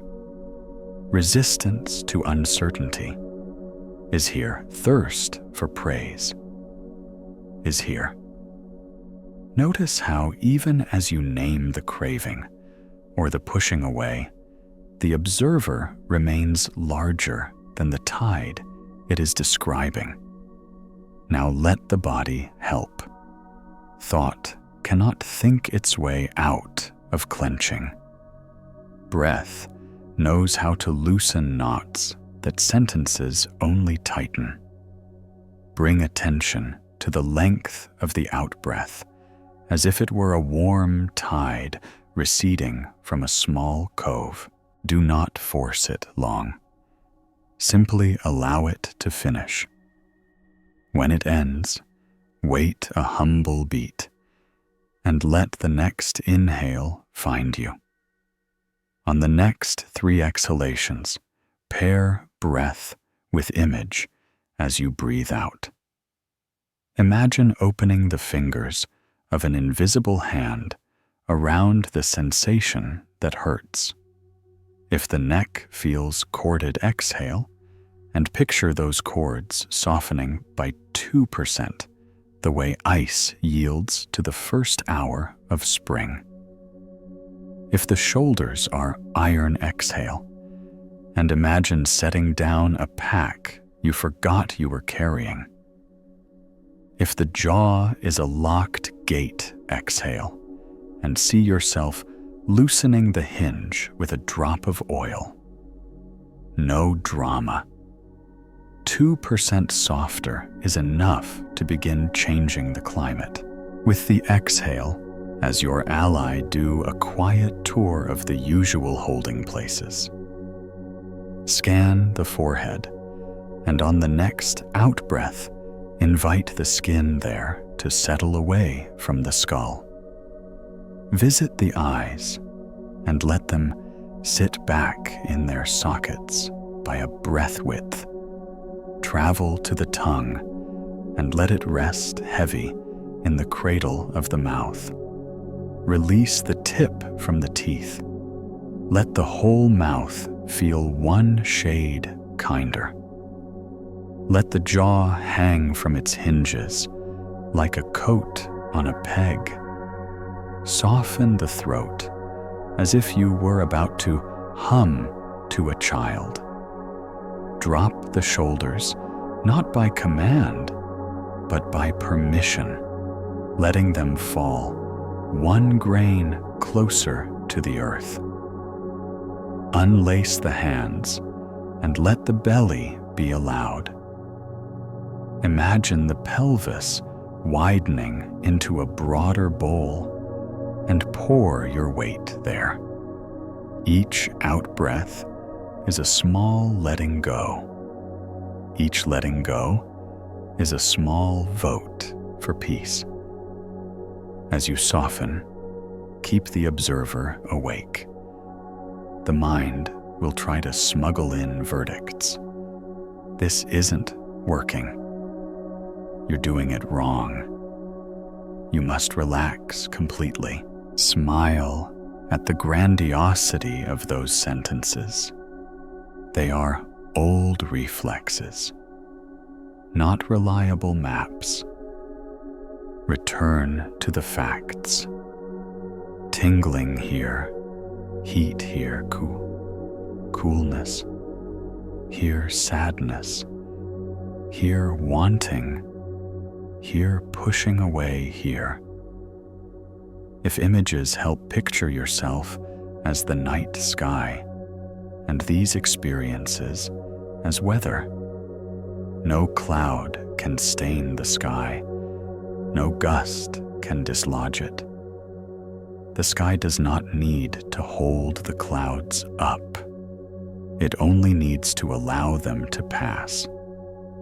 Your job is not to sculpt the weather. Your job is to remain good sky.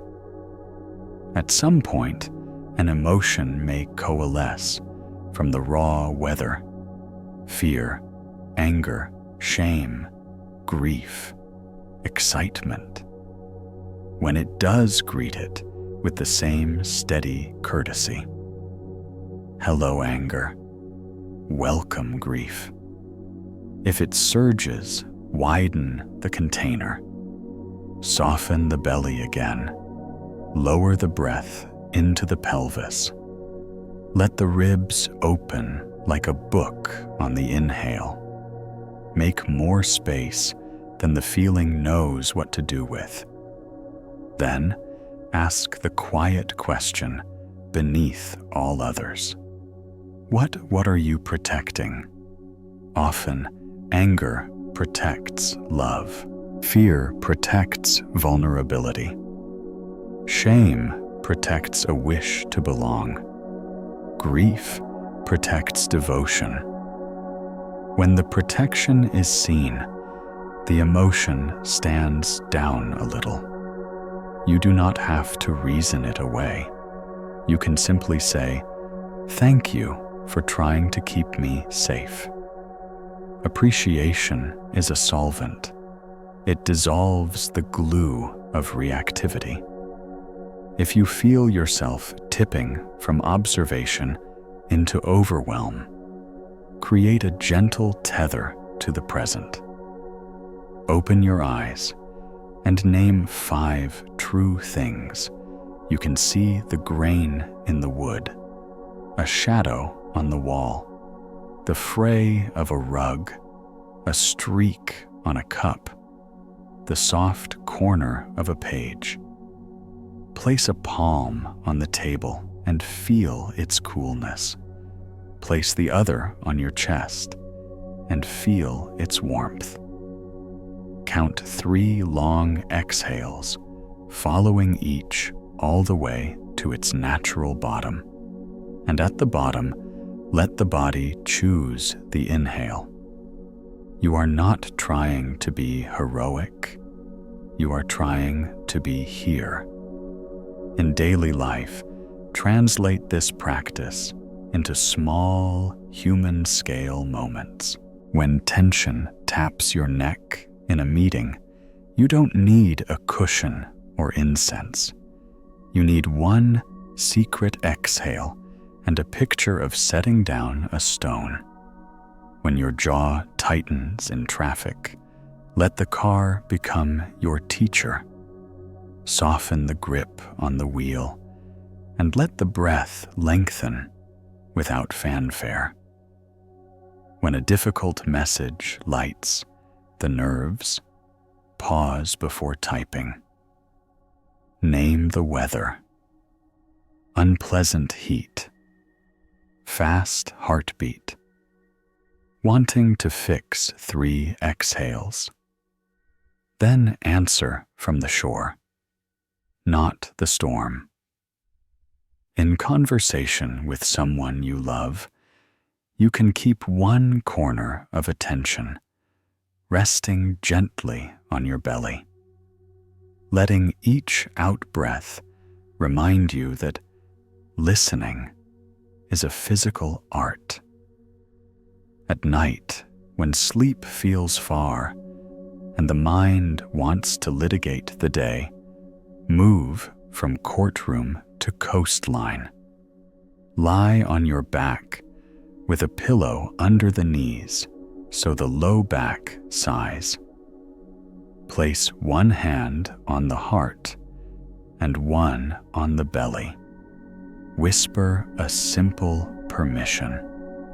Nothing has to be solved for breathing to be kind. On each exhale, imagine the body as a field releasing birds at dusk. Tension lifting in small, quiet flights. The brow, the throat, the shoulders, the diaphragm, the hips, the calves, the feet.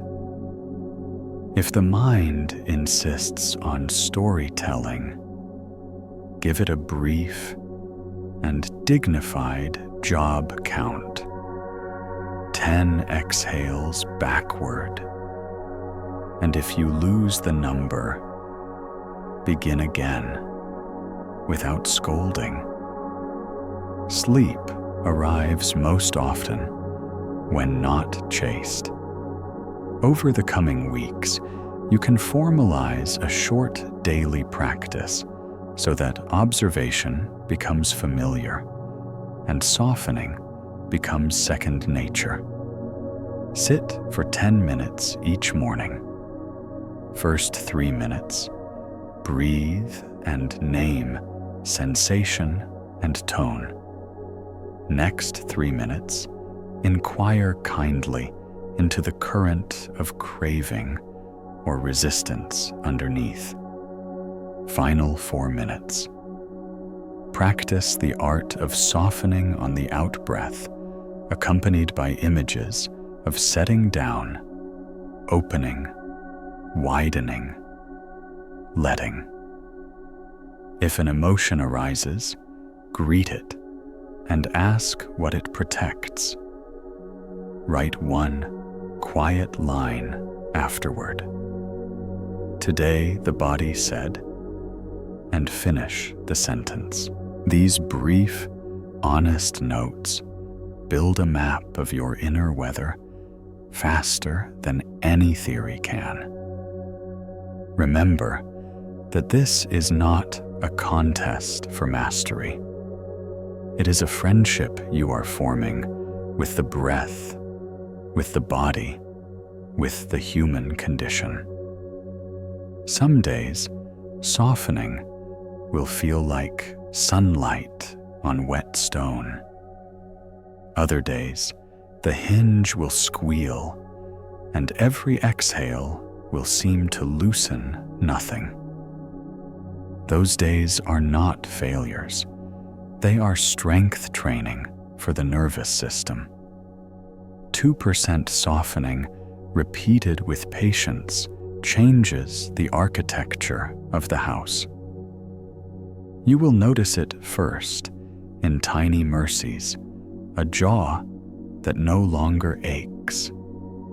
By dinner, a shoulder that unshrugs on its own, a sentence you do not send a sweetness toward yourself when the old perfectionism comes knocking. You might even find that emotions you once feared begin to move through, like weather, with forecasts you can respect and prepare for, instead of storms that define your name. If at any time old injuries or deep traumas stir strongly, be gentle and wise. Observation is powerful, and power needs care. If the volume rises beyond your window of steadiness, open your eyes, stand, feel your feet, splash water on your face. Look out a window until you can count 3 faraway shapes and return to the room we call enough. Ask for help when help is fitting. The observer is not a lone hero. It is a member of a village. Above all, keep the tone of this practice friendly. The body trusts warmth more than it trusts lectures. When you notice tension in the neck, shoulders, or jaw, let the out-breath be a small bow, and the image a small releasing, like untying a ribbon, like setting a book gently back on its shelf, like opening a hand. Say quietly, let it be lighter. Not be calm now, but be lighter by a breath. Not stop feeling, but make room. Over time, you will learn in your bones what the teachings have always whispered, that you are not the storm, not even the rain. You are the good sky, and every exhale is another way of remembering. Impermanence. First, look gently at anything in your field of experience, and you will find movement. The breath arrives and departs.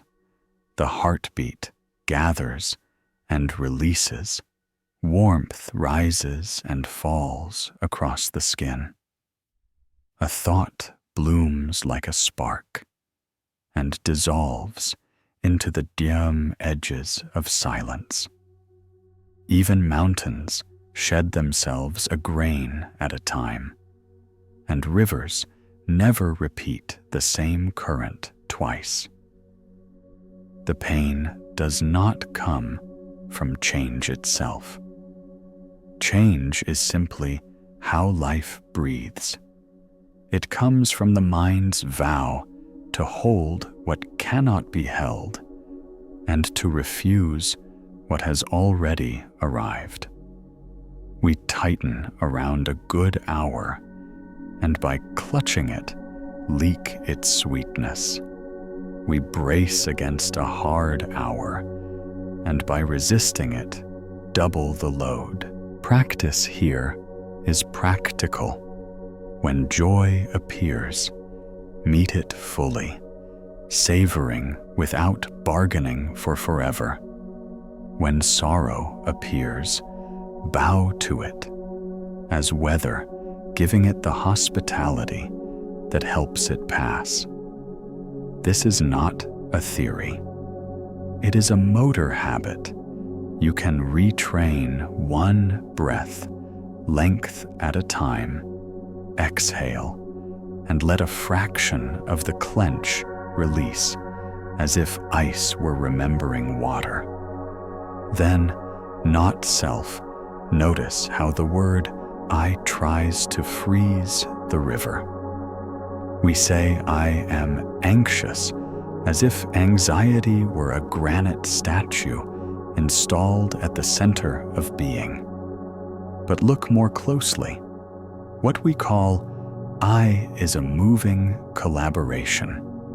Sensations in flux, feeling tones, shifting from pleasant to unpleasant to neutral perceptions, labeling and relabeling intentions, rising and setting awareness, noticing the whole dance. No single element is permanent enough to be a sovereign. When rage flares, can you find a fixed you doing the flaming, or only heat in the chest, tightness in the jaw, images and phrases racing across an inner screen, a reflex to strike or defend, all arising together out of causes and conditions? When praise lands, can you find a permanent owner of that glow, or only warmth, expansion, stories about worth, the wish for repetition? To see not self is not to erase personality. It is to stop sentencing yourself to a narrow identity.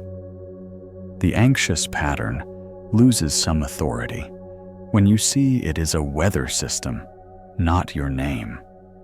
The confident pattern becomes less arrogant when you see it too is weather. You become sky capacious, unthreatened, able to host both storm and clearing without confusing either for the whole of you. From here, dependent origination becomes as obvious as daylight. Nothing appears alone. Nothing endures alone. Nothing ends alone. The tea in your cup is rain and soil, and the hands that harvested leaves on a morning you will never see. Your sentence depends on a childhood teacher who once placed a book in your lap. Your mood depends on how you slept, what you ate.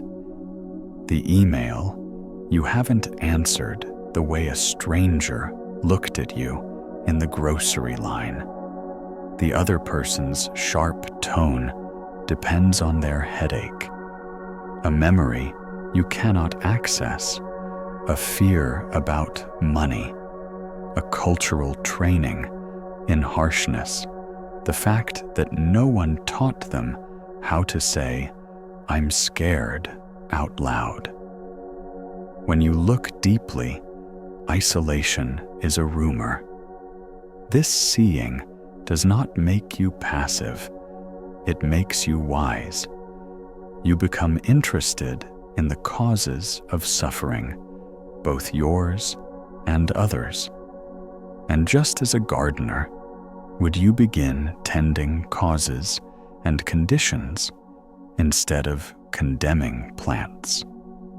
Blame softens into curiosity. Curiosity ripens into compassion. Compassion moves naturally into skillful action. The middle way is the posture of this wisdom in the body, breath, and day. And the Buddha learned it with a musician's metaphor. A string pulled too tight snaps. A string too slack will not sing. In the nervous system, too tight looks like perfectionism, rigid control, relentless self-judgment. Too loose looks like collapse, avoidance, numbing indifference.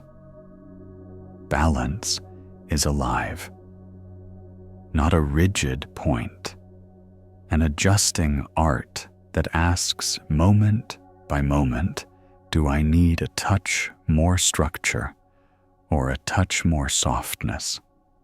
In practice, work diligently, then actually stop. Speak honestly, then also listen. Stretch your capacities, then rest as if rest were part of the job, because it is. In meditation, alert spine, relaxed belly, attention steady, but not strangled, effort offered, clinging dropped. In a conflict, hold your boundary without hating. Open your heart without abandoning yourself. You are tuning the instrument of your life to a note that endures through weather. Loving kindness, metta, is how that tuned instrument plays in the world. Not a sentimental fog, but a trained, renewable goodwill. Begin close, because that is what works. Sit quietly, and on the out-breath, plant 4 simple phrases in the field of your own heart. May I be safe. May I be peaceful. May I be healthy. May I live with ease. You are not asking the universe to spare you weather. You are training the heart to relate to weather without violence. Then extend the same phrases to someone who is easy to love, then to a neutral person, the barista, the bus driver, the security guard, whose name you never learned. Then, when you are steady, to a difficult person, not to approve of harm, but to stop drinking hatred as if it were medicine. Finally, widen the circle until it includes the neighbor's dog and the trees on your street and the people who disagree with you on the loudest channels. This is not fantasy. It rewires attention. Language micro-choices. It changes how your face meets a stranger's eyes and how your hands move when you're tired. It is the discipline of wishing well without demand. Now remember, the sky, the mind's nature, is originally clear, like a luminous, edgeless blue. Thoughts are clouds. Emotions are weather. Storms can be violent. Yes, but they do not stain the sky. The practice here is to taste that clarity directly, even for a breath length. Sit and listen not only to sounds, but to the silence that holds them. Notice not only the inhale and exhale, but the still point just after the breath leaves, the quiet in which the next breath is born. Ask softly, what knows this? And feel without words the open boundary-less knowing that is not improved by praise or diminished by blame. Rest there a moment and let experiences pass through like birds across a wide morning. A story, then, to hold these teachings together. On a headland, where the coast makes a deliberate turn, there lived an old lighthouse keeper named Jonah, who had repaired gears and swept glass for 40 years. His hands were a record of salt and light. His days were calibrated to the slow, dignified tasks that keep a lamp faithful. One spring, the sea ate a larger bite out of the cliff than anyone could remember. The path to the lighthouse narrowed to a ribbon, and the townspeople began to worry aloud. "We should move the tower," they argued at the town hall. "We should fight the sea," someone said, as if it were a rival merchant. Jonah listened, then returned to the lantern room and polished the lens until it sang small rainbows on the wall. That evening, a young apprentice named May climbed the winding stairs, cheeks bright, with a worry that had not yet learned how to pace itself. "Aren't you afraid?" she asked, looking out at the biting tide. "It's all changing." Jonah nodded. "It is always changing," he said, "but we notice it most when it rearranges what we love." May's jaw tightened. She had lost a friend that winter and did not know yet how grief changes the map of a face. Jonah opened the service log and traced with a finger the names of keepers before him. "Impermanence," he said, tapping the margins, "is not the enemy. Refusing change is the splinter." He set a brass cog and a feather on the sill. "Watch."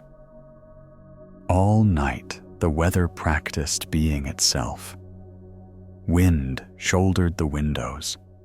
Rain rehearsed the same sentence on the panes. May tried to hold the lamp's circle steady with her own shoulders, as if fear could earn stillness by labor. Near midnight, a gull struck the glass and slid away, leaving a comet of salt and a beating heart in May's throat. She gripped the railing and whispered, "I have to keep it from happening again." Jonah turned the wick down a fraction, then up a small surgery with flame. "That is craving," he said gently, "the demand for a permanent safety. It exhausts the soul. Our work is not to bully the sea into promises. Our work is to tend the causes we can tend, so that whatever comes, some part of us is ready to meet it." He handed her a cloth. "Polish the lens. You will learn something." As May worked, the railing's cold entered her palms, then softened with her breath. She noticed how the glass revealed its clarity only when the cloth released a thin film of grit, tiny act of letting go, tiny return of light. She noticed how her panic rose on a thought, then ebbed on an exhale, rise and fall, like the very tide she mistrusted. She noticed that the lamp's steadiness did not come from her tension, but from well-kept gears, oil applied on time, balance wheels moving in friendly opposition, weight and counterweight agreeing to meet in the middle. "Middle way," Jonah murmured, as if he could read her shoulders. "Too tight, and we break our own strings. Too loose, and we drift off course. Tune, don't wrench. Relax, don't abandon." Just before dawn, the fog lay thick, and the horn took its turn at compassion, giving a voice to a warning, so boats could find their way. May, softer now, asked about people who made the work harder. The captain, who ignored signals. The fisherman, who mocked safety ropes. Jonah looked out into the milk-white air. Dependent origination, he said. No one rose alone. The captain's hurry was born from markets, and the market's hunger was born from storms upriver, and the storms were born from 1,000 causes. We do not excuse harm, but we meet it with a wider seeing. The heart that understands conditions becomes the hand that helps change them. Then, resting his palm over the loudspeaker switch, he added, "And metta is the weather of that heart. May you be safe out there," we say with the horn. May you be wise enough to turn when turning is needed. When we wish them well, not because they've earned it, but because goodwill keeps the light bright in us. May closed her eyes a moment and felt the lamp's warmth on her face, a sun made by human care. Jonah's voice dropped to a hush, and the mind behind all this, yours mine, clear by nature. Clouds do not stain the sky. He taught her a brief practice. Notice the exact instant after the breath leaves the tiny doorway, where nothing is forced and nothing is missing. In that space, he said, the eye that is grasping loosens its fist, and awareness is simple and bright. Rest there. Let the next inhale find you. When thoughts arrive, treat them like gulls. Note their shape. Do not invite them to nest in the lantern. The sun ambled up like a tired king. The fog thinned. The sea returned to its ordinary, miraculous work. Down in the town, the argument kept arguing, because that's what arguments do. But May, after a night of polishing and listening, carried a different instruction into her days. When joy came, she tasted it without writing a contract. When fear came, she bowed and felt for the craving underneath, then softened. Something. Jaw, hands, breath, by a small, loyal percentage. When someone barked, she looked for the web of causes, and without abandoning her boundary, wished them safety. When her own mind turned harsh, she remembered the lens and the cloth remove what dim. The light was always there. And when choices grew confusing, she asked the question that tunes everything. Is this string too tight, too loose, or ready to sing?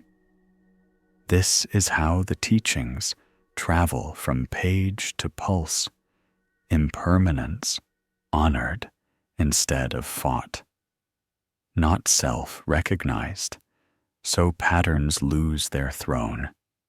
Dependent origination, seen so blame melts into wise response. The middle way tuned so effort is sustainable.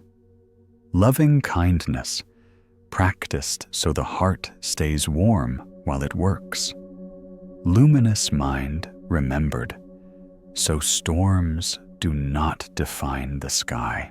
If you need a single sentence to carry into tonight, let it be this: tend causes with a kind, balanced heart, and let effects ripen in their time. And if you need an image, see the lighthouse's clear lens in your chest, the breath, your keeper's hand polishing patiently, daily, until what is already bright can do what it knows how to do, cast its steady circle on a changing sea.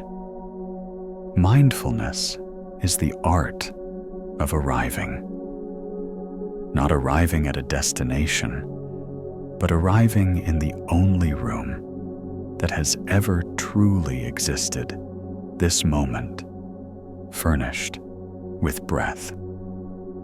Most days, the mind is a commuter between yesterdays and tomorrows, carrying briefcases full of arguments already over and presentations that haven't started yet.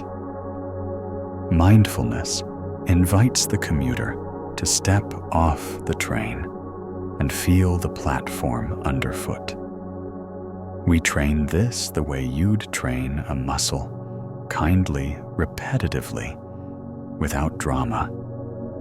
Sit so the spine is alert and the belly unguarded.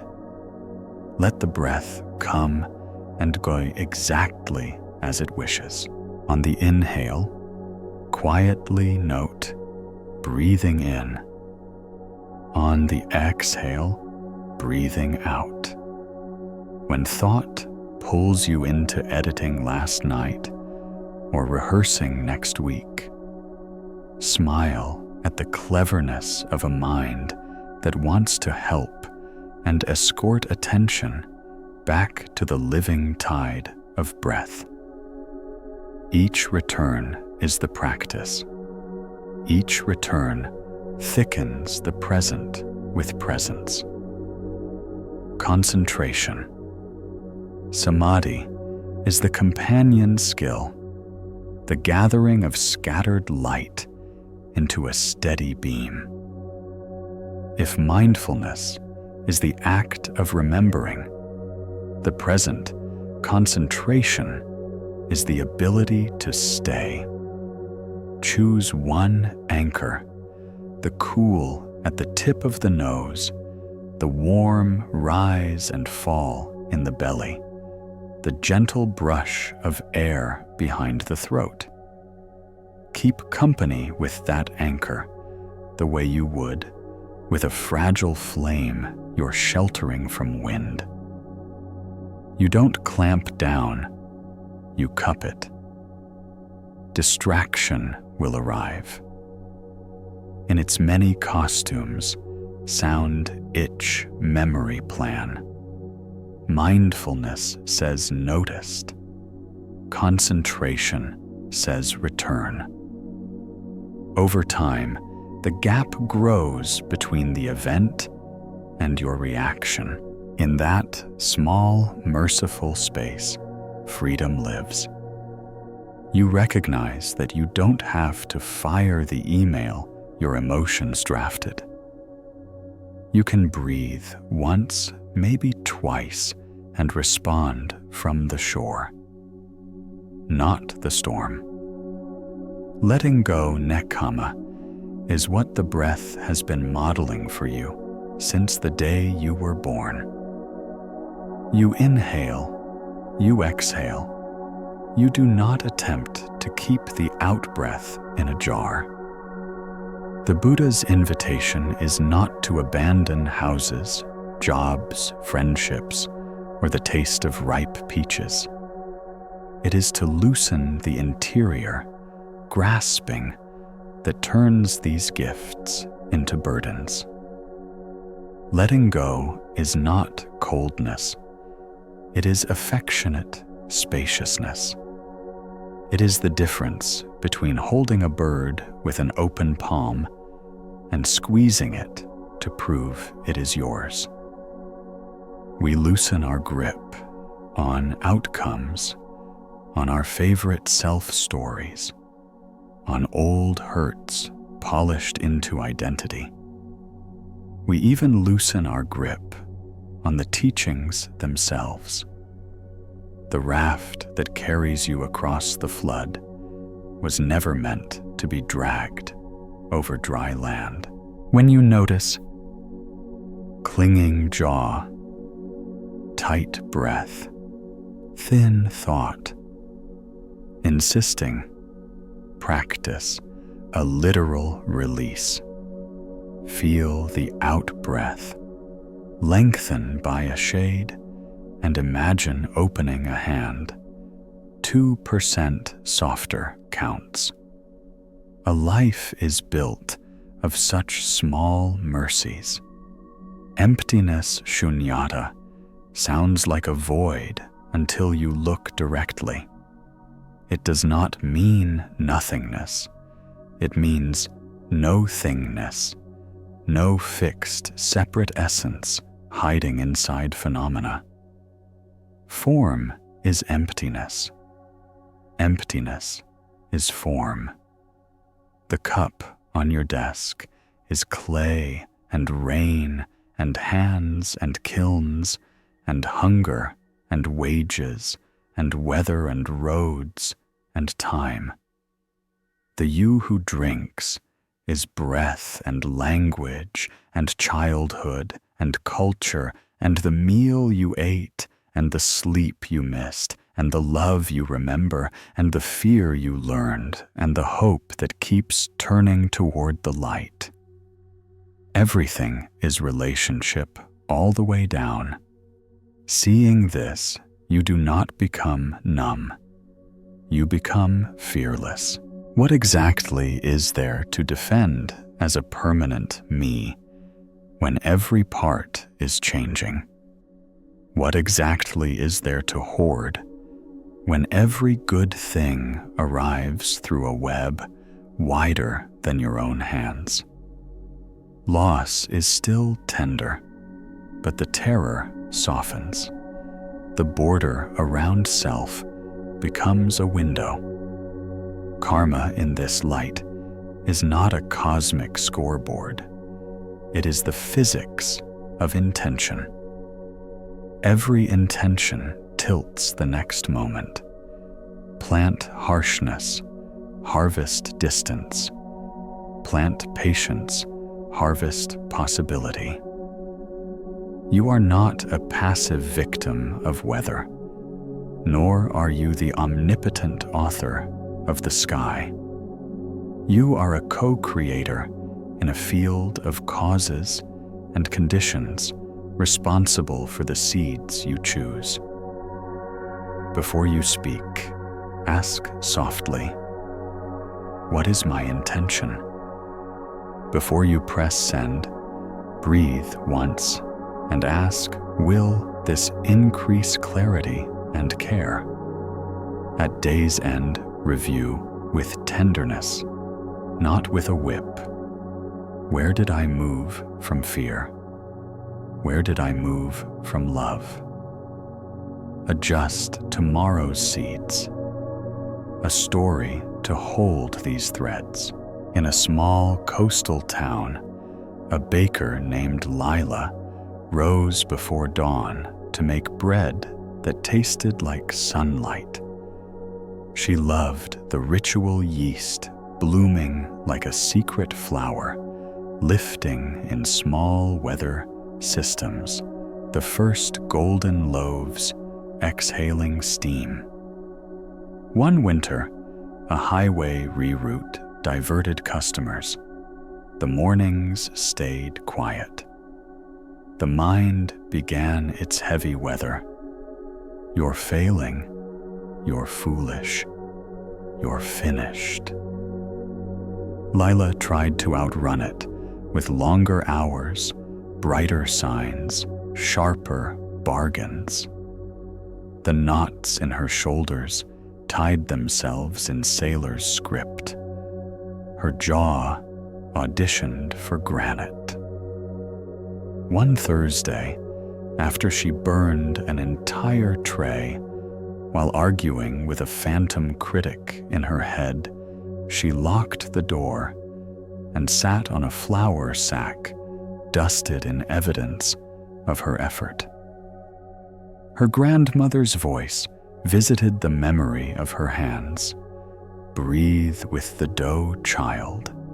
So Lila did. Inhale, exhale. Mindfulness first, arriving in the heat and silence. She placed attention on the belly, felt the tide move. Thoughts came like gulls. She named them and let them fly. Concentration gathered the belly as anchor, the breath as friend. Space opened between event and reaction.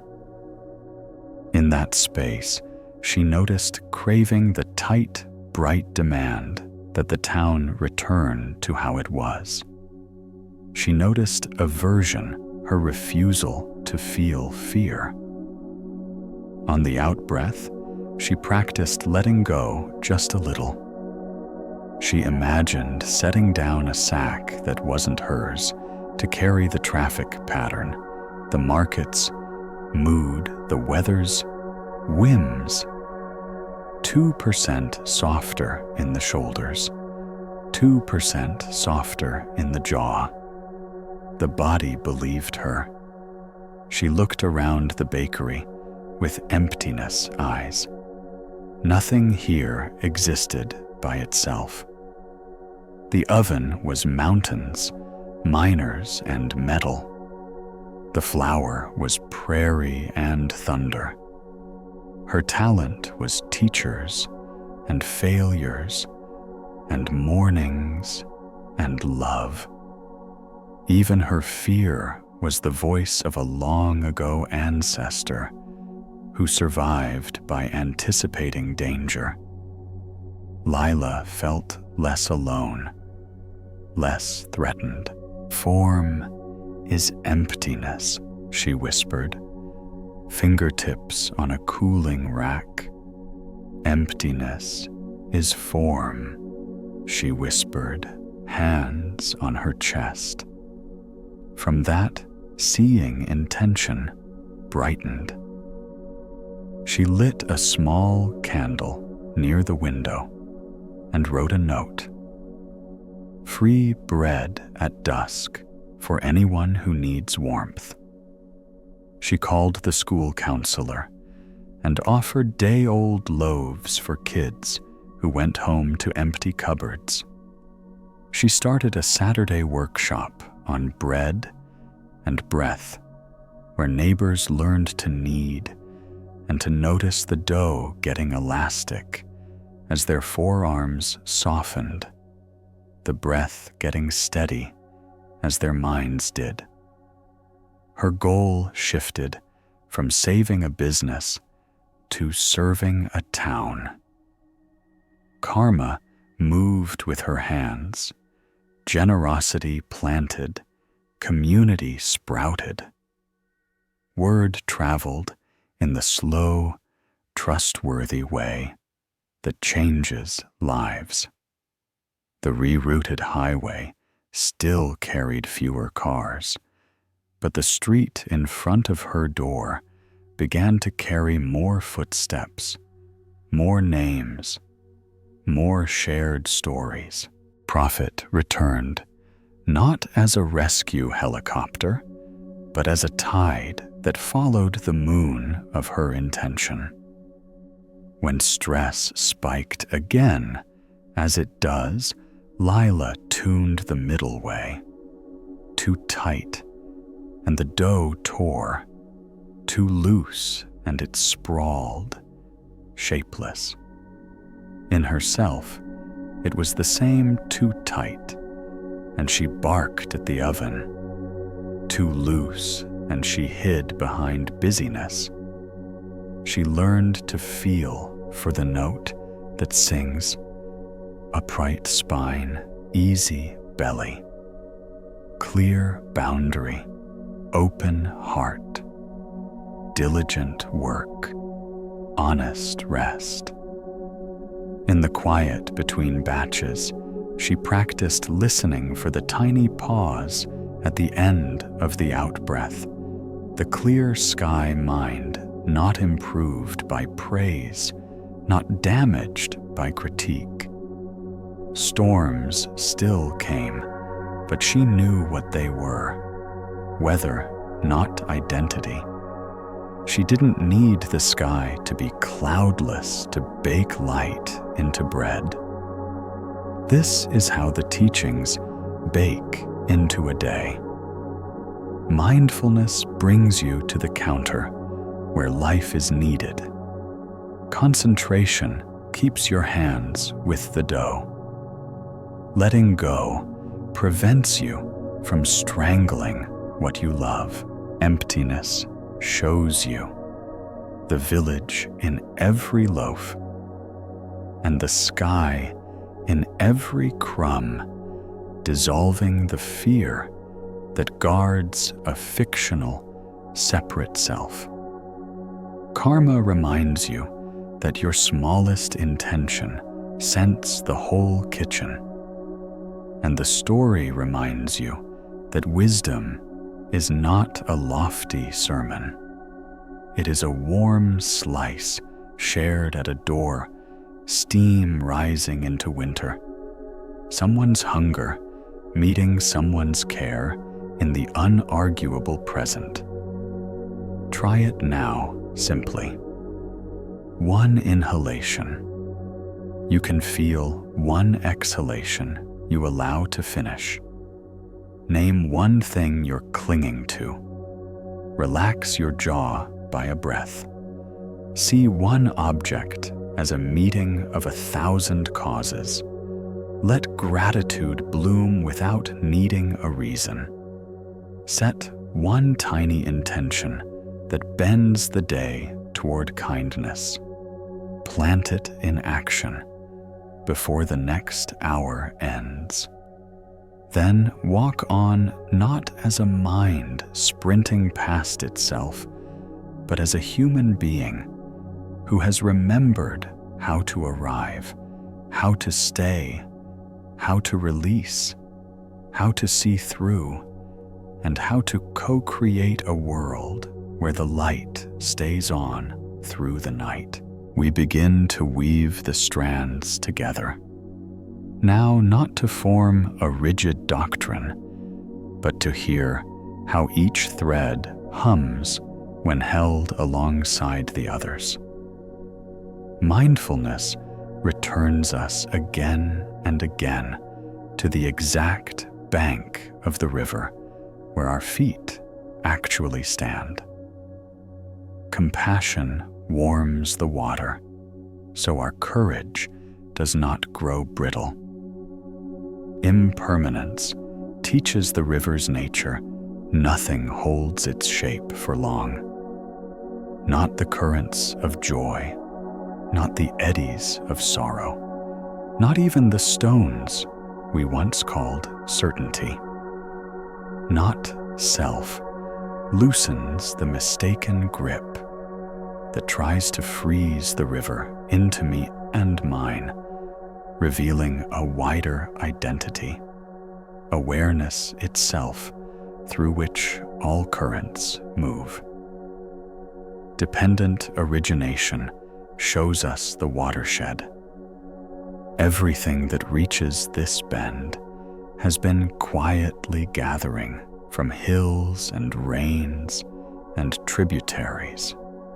We cannot see, just as our moods and choices arise from conditions near and far. Letting go is the hand unclenching the branch so we are not dragged under by what we try to hold. The middle way is how we wade, neither fighting the current nor abandoning our footing, but adjusting stance and breath until a steady ease returns. Practiced together, These are not separate lessons. They are one movement, a choreography of wisdom and kindness that ripens into liberation. And liberation, nibbana, is not an escape from the river. It is the end of the argument with water. It is the cool of a fire, gone out the quiet of an inner knot, untied the recognition that peace does not depend on weather. In lived terms, this integration means the day no longer hinges on victory or defeat. Mindfulness gives us the lamp that lights each step. Compassion gives us the warmth that keeps the hand steady. Impermanence prevents us from bargaining for forever. Not self prevents us from taking passing weather as our name. Dependent origination enlarges our field of care, so blame melts into wise response. Letting go keeps love spacious enough to breathe. The middle way keeps effort sustainable. When all are present, a different physics governs the heart. Pain still visits, of course, but it no longer multiplies into suffering through clinging and resistance. Pleasure still visits too, but it is savored without contracts and released without panic. Choices arise from intention instead of reflex. Boundaries are held without hatred. Tenderness is offered without collapse. This is not a mystical trance. It is a sane coordination of human capacities, tuned to the way things actually are. Imagine a morning when old anxiety arrives on schedule. Before, it might have taken the whole house hostage. Now mindfulness notices its first footprints. Tightness in the throat. The breath shortened by a few millimeters. A narrative eager to prosecute the future. Compassion places a hand on the sternum and says, "You're safe to feel this." Impermanence whispers, "Watch it change." Not self points out that no single sensation is a sovereign. There is heat, there is pulse, there are images and words, but no fixed I who is failing. Dependent origination remembers a too late night and too little food, and a message unanswered. Conditions, not curses, are in motion. Letting go relaxes the jaw and widens the breath by 2%. The story loosens with the muscles. The middle way asks for one clear action. Drink water. Step outside, name 5 true things in sight, neither dramatizing nor denying. 10 minutes later, nothing has been conquered and nothing needed to be. Peace is present because the war was not renewed. Or imagine joy. A friend's laughter opens the ribs. Sunlight discovers the kitchen. A small success arrives after long, honest work. Before clinging would have tightened the moment into a brittle shrine. Don't change. Don't end. Don't ever leave me. Now mindfulness drinks the sweetness while it is sweet entirely. Compassion wishes this warmth for others. Impermanence is honored. You are precious because you pass.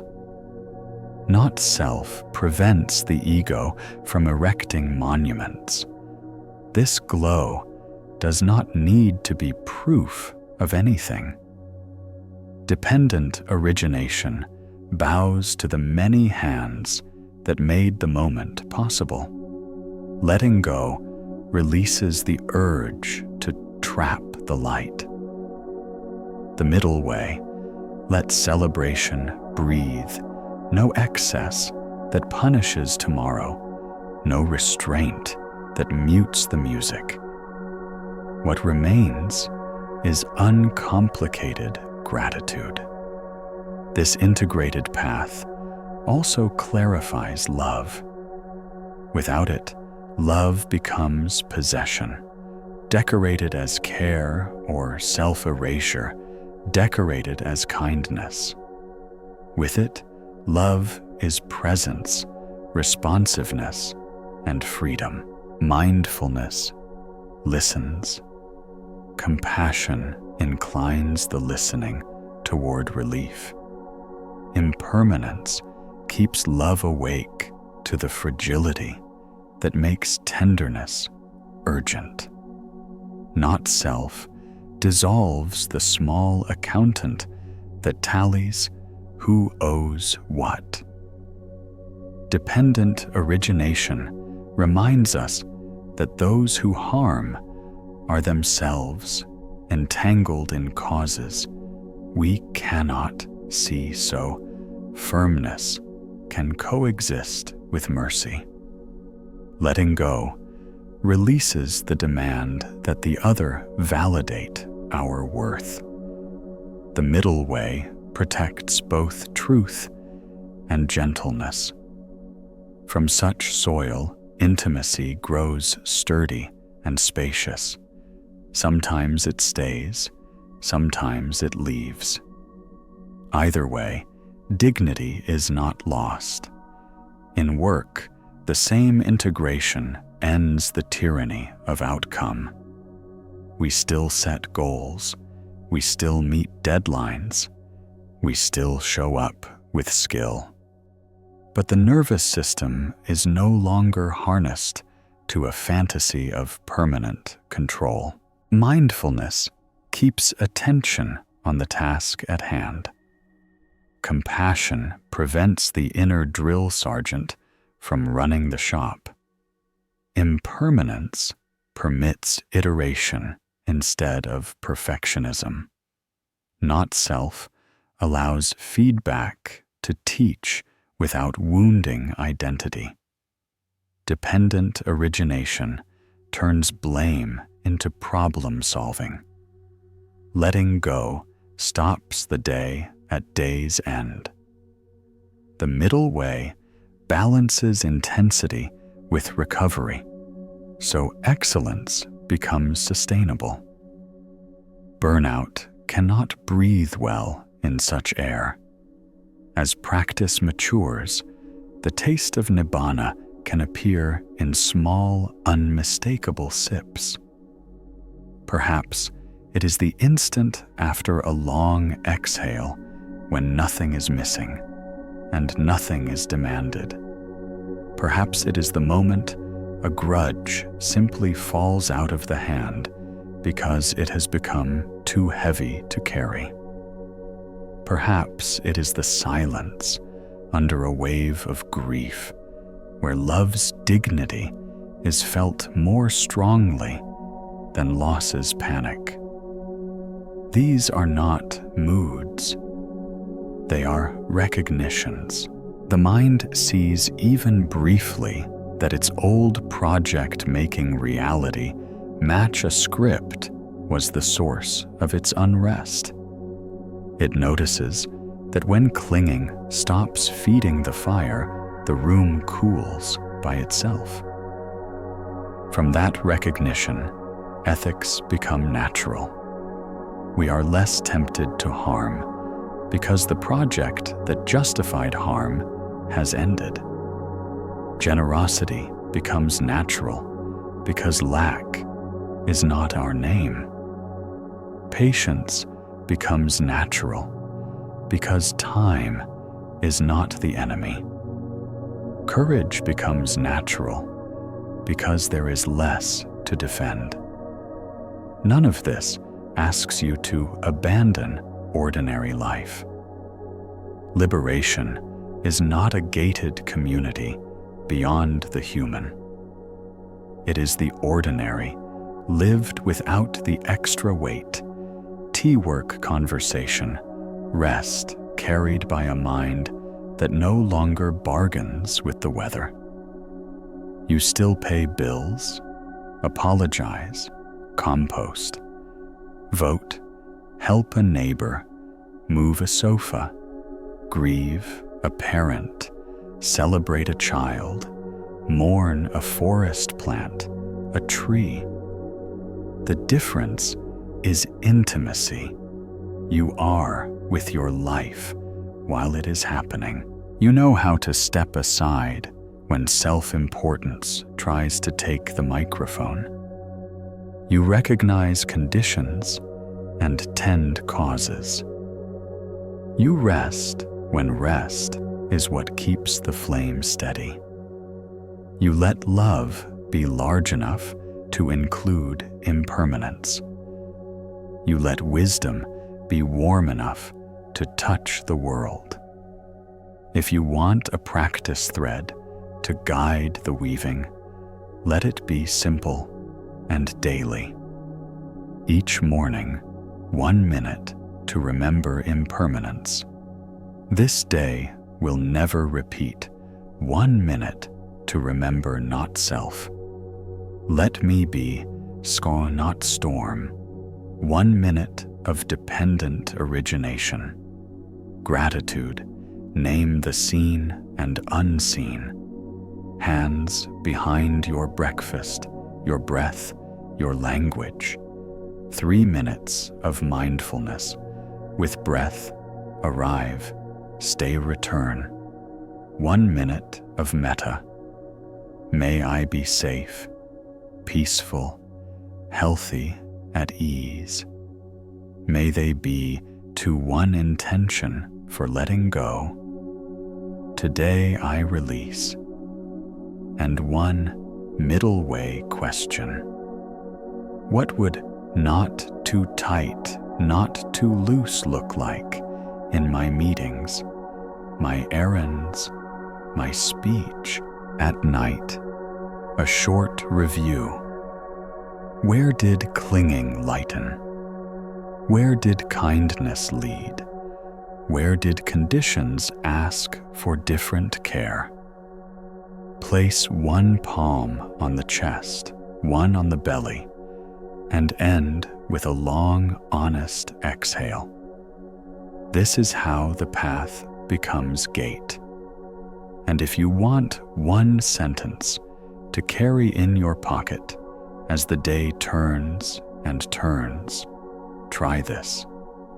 Tend what is yours to tend with presence, with kindness, with a balanced hand, and let the unneeded struggle end. If you want an image, see a small lamp in a window at dusk, steady in wind, because someone remembered to trim the wick, refill the oil, and clean the glass. That someone is you. That steadiness is freedom. And that freedom is not a door out of life. It is the front door, finally opening.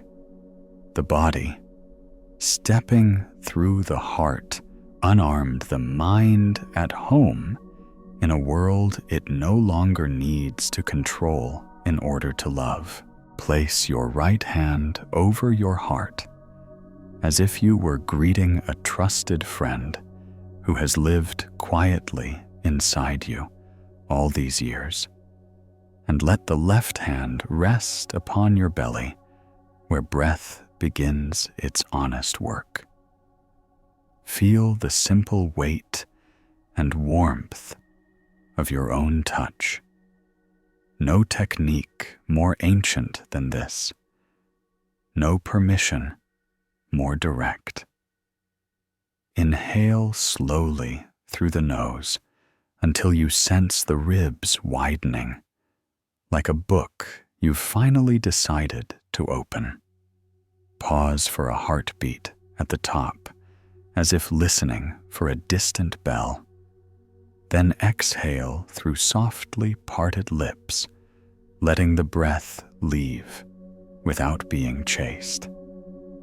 Do this again, patiently, kindly, until the mind begins to follow the body's lead, and a thin, luminous thread of calm reveals itself beneath the noise. You are not manufacturing peace. You are uncovering what was waiting under the clutter of hurry and self-critique. With each out-breath, imagine graphite smudges being lifted from a diamond, not polishing toward perfection, simply letting what already shines remember how to shine. Now let the palm at the heart become a small vow. Whisper inwardly, "May I be safe. May I be peaceful. May I be healthy. May I live with ease." If these words feel too grand, make them smaller. May I be okay for this breath. Feel how the sternum softens by a degree when kindness is spoken in your own voice. Notice too the old reflex that doubts you deserve this warmth. Meet that reflex with another slow exhale and a hint of a smile.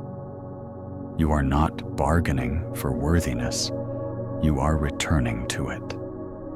Beneath every weather pattern of thought and mood is a clarity that does not bruise when clouds pass.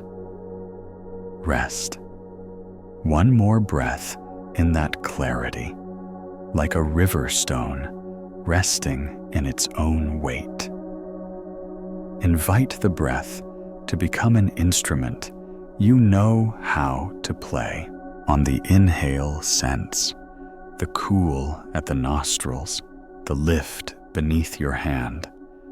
On the exhale, feel the small release in the jaw, the drop of the shoulders, the widening at the base of the skull.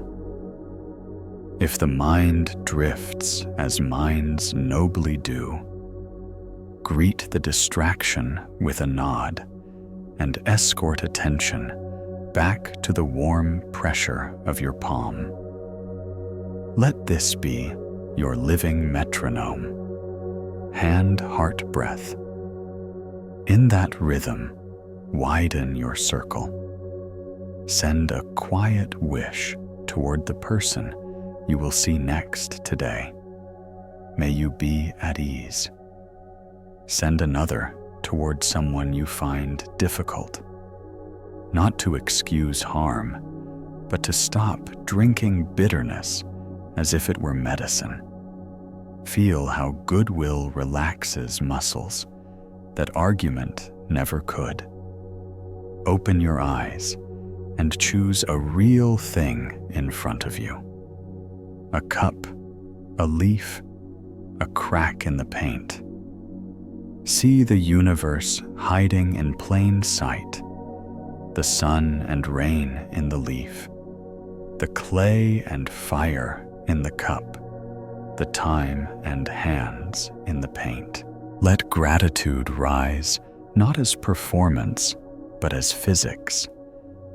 When you recognize connection, the body loosens its armor. Place the hand back on the heart and notice the temperature of gratitude. It is warm, but not frantic, bright, but not blinding, precise, not vague. This is the climate where wise action grows.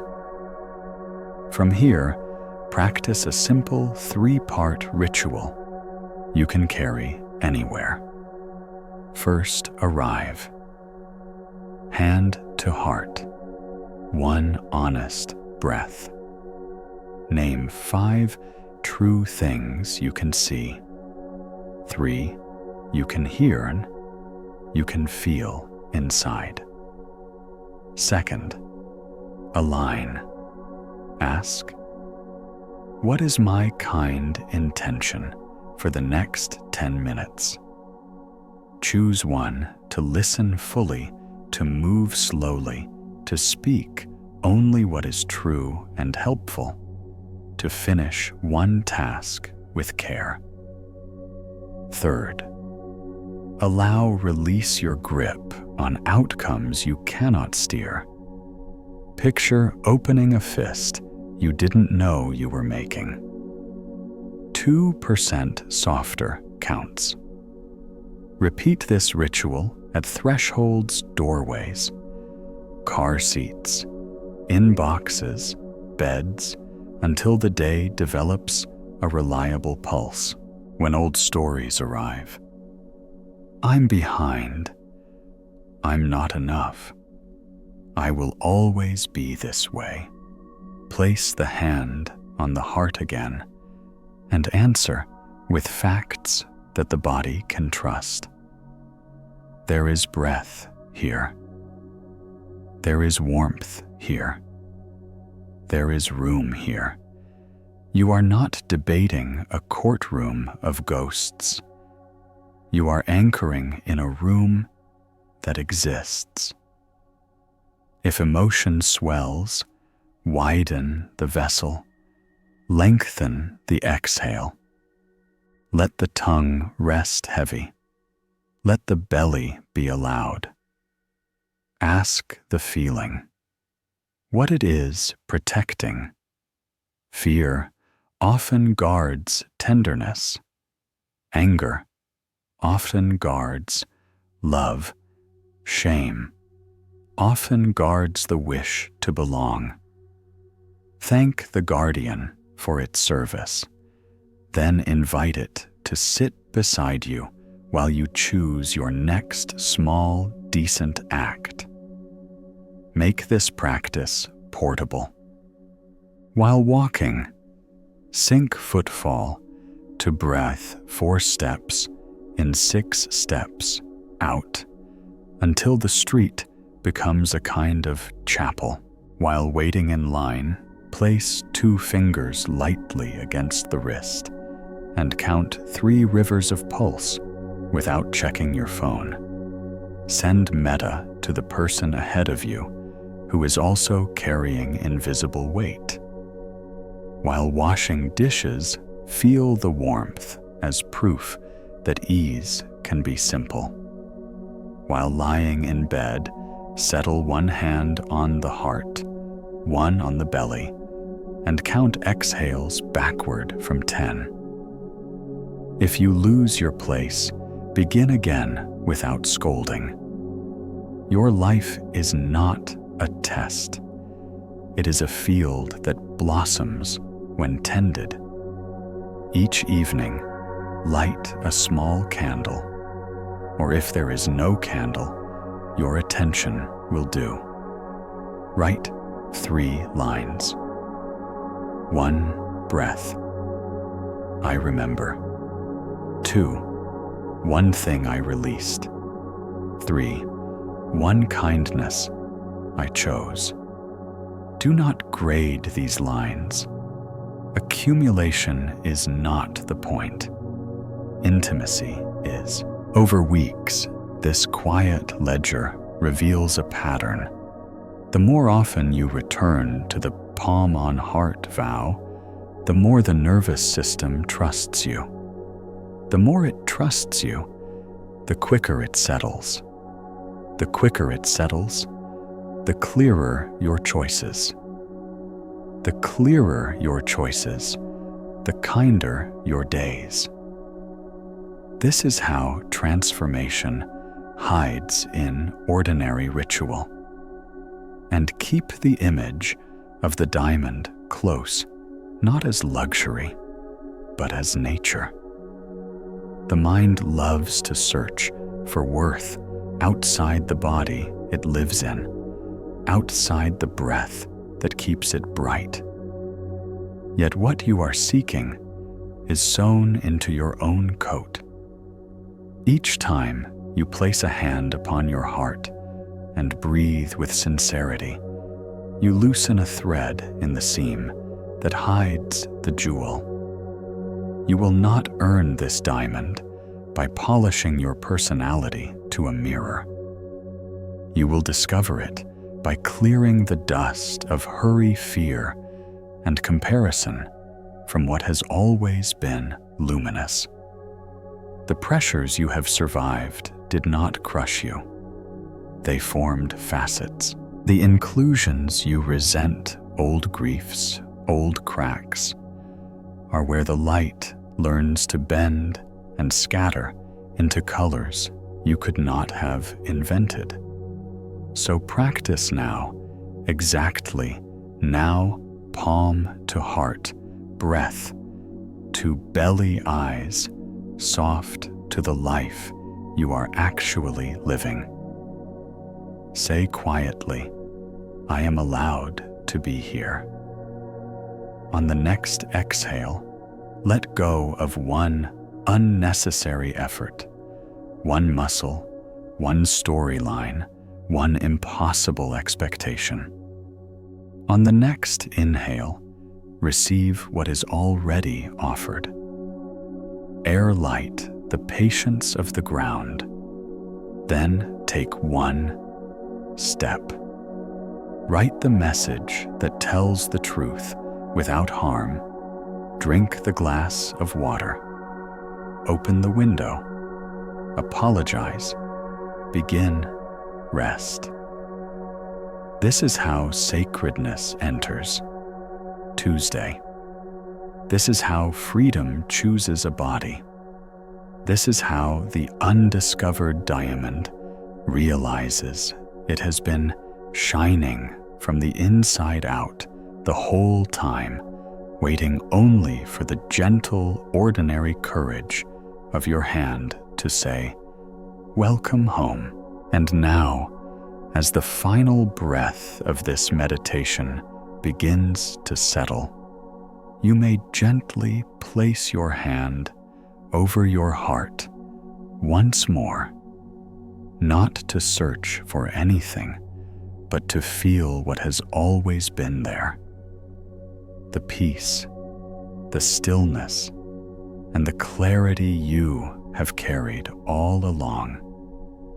The journey you just took did not lead you away from life, but brought you back to the very heart of it, where every breath, every emotion, every passing moment becomes a quiet lesson in awareness and freedom.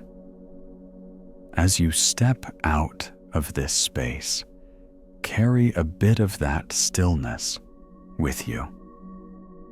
Remember, peace is not something found outside. It is your ability to return inward at any time. You do not need to be perfect. You do not need to arrive anywhere else. You only need to be here, breathing and living as you already are. Because deep down, each of us is an undiscovered diamond, reflecting the light of compassion, wisdom, and ease. If these stories, these breaths, and these moments have touched you, feel free to subscribe to the channel so that each night we can return to this quiet space together where the mind rests, the body softens, and the soul finds its way home. Thank you for listening, for walking with me all the way to the end of this journey. Wishing you a peaceful night, a deep and restful sleep, and a gentle morning in the light of your own sunrise.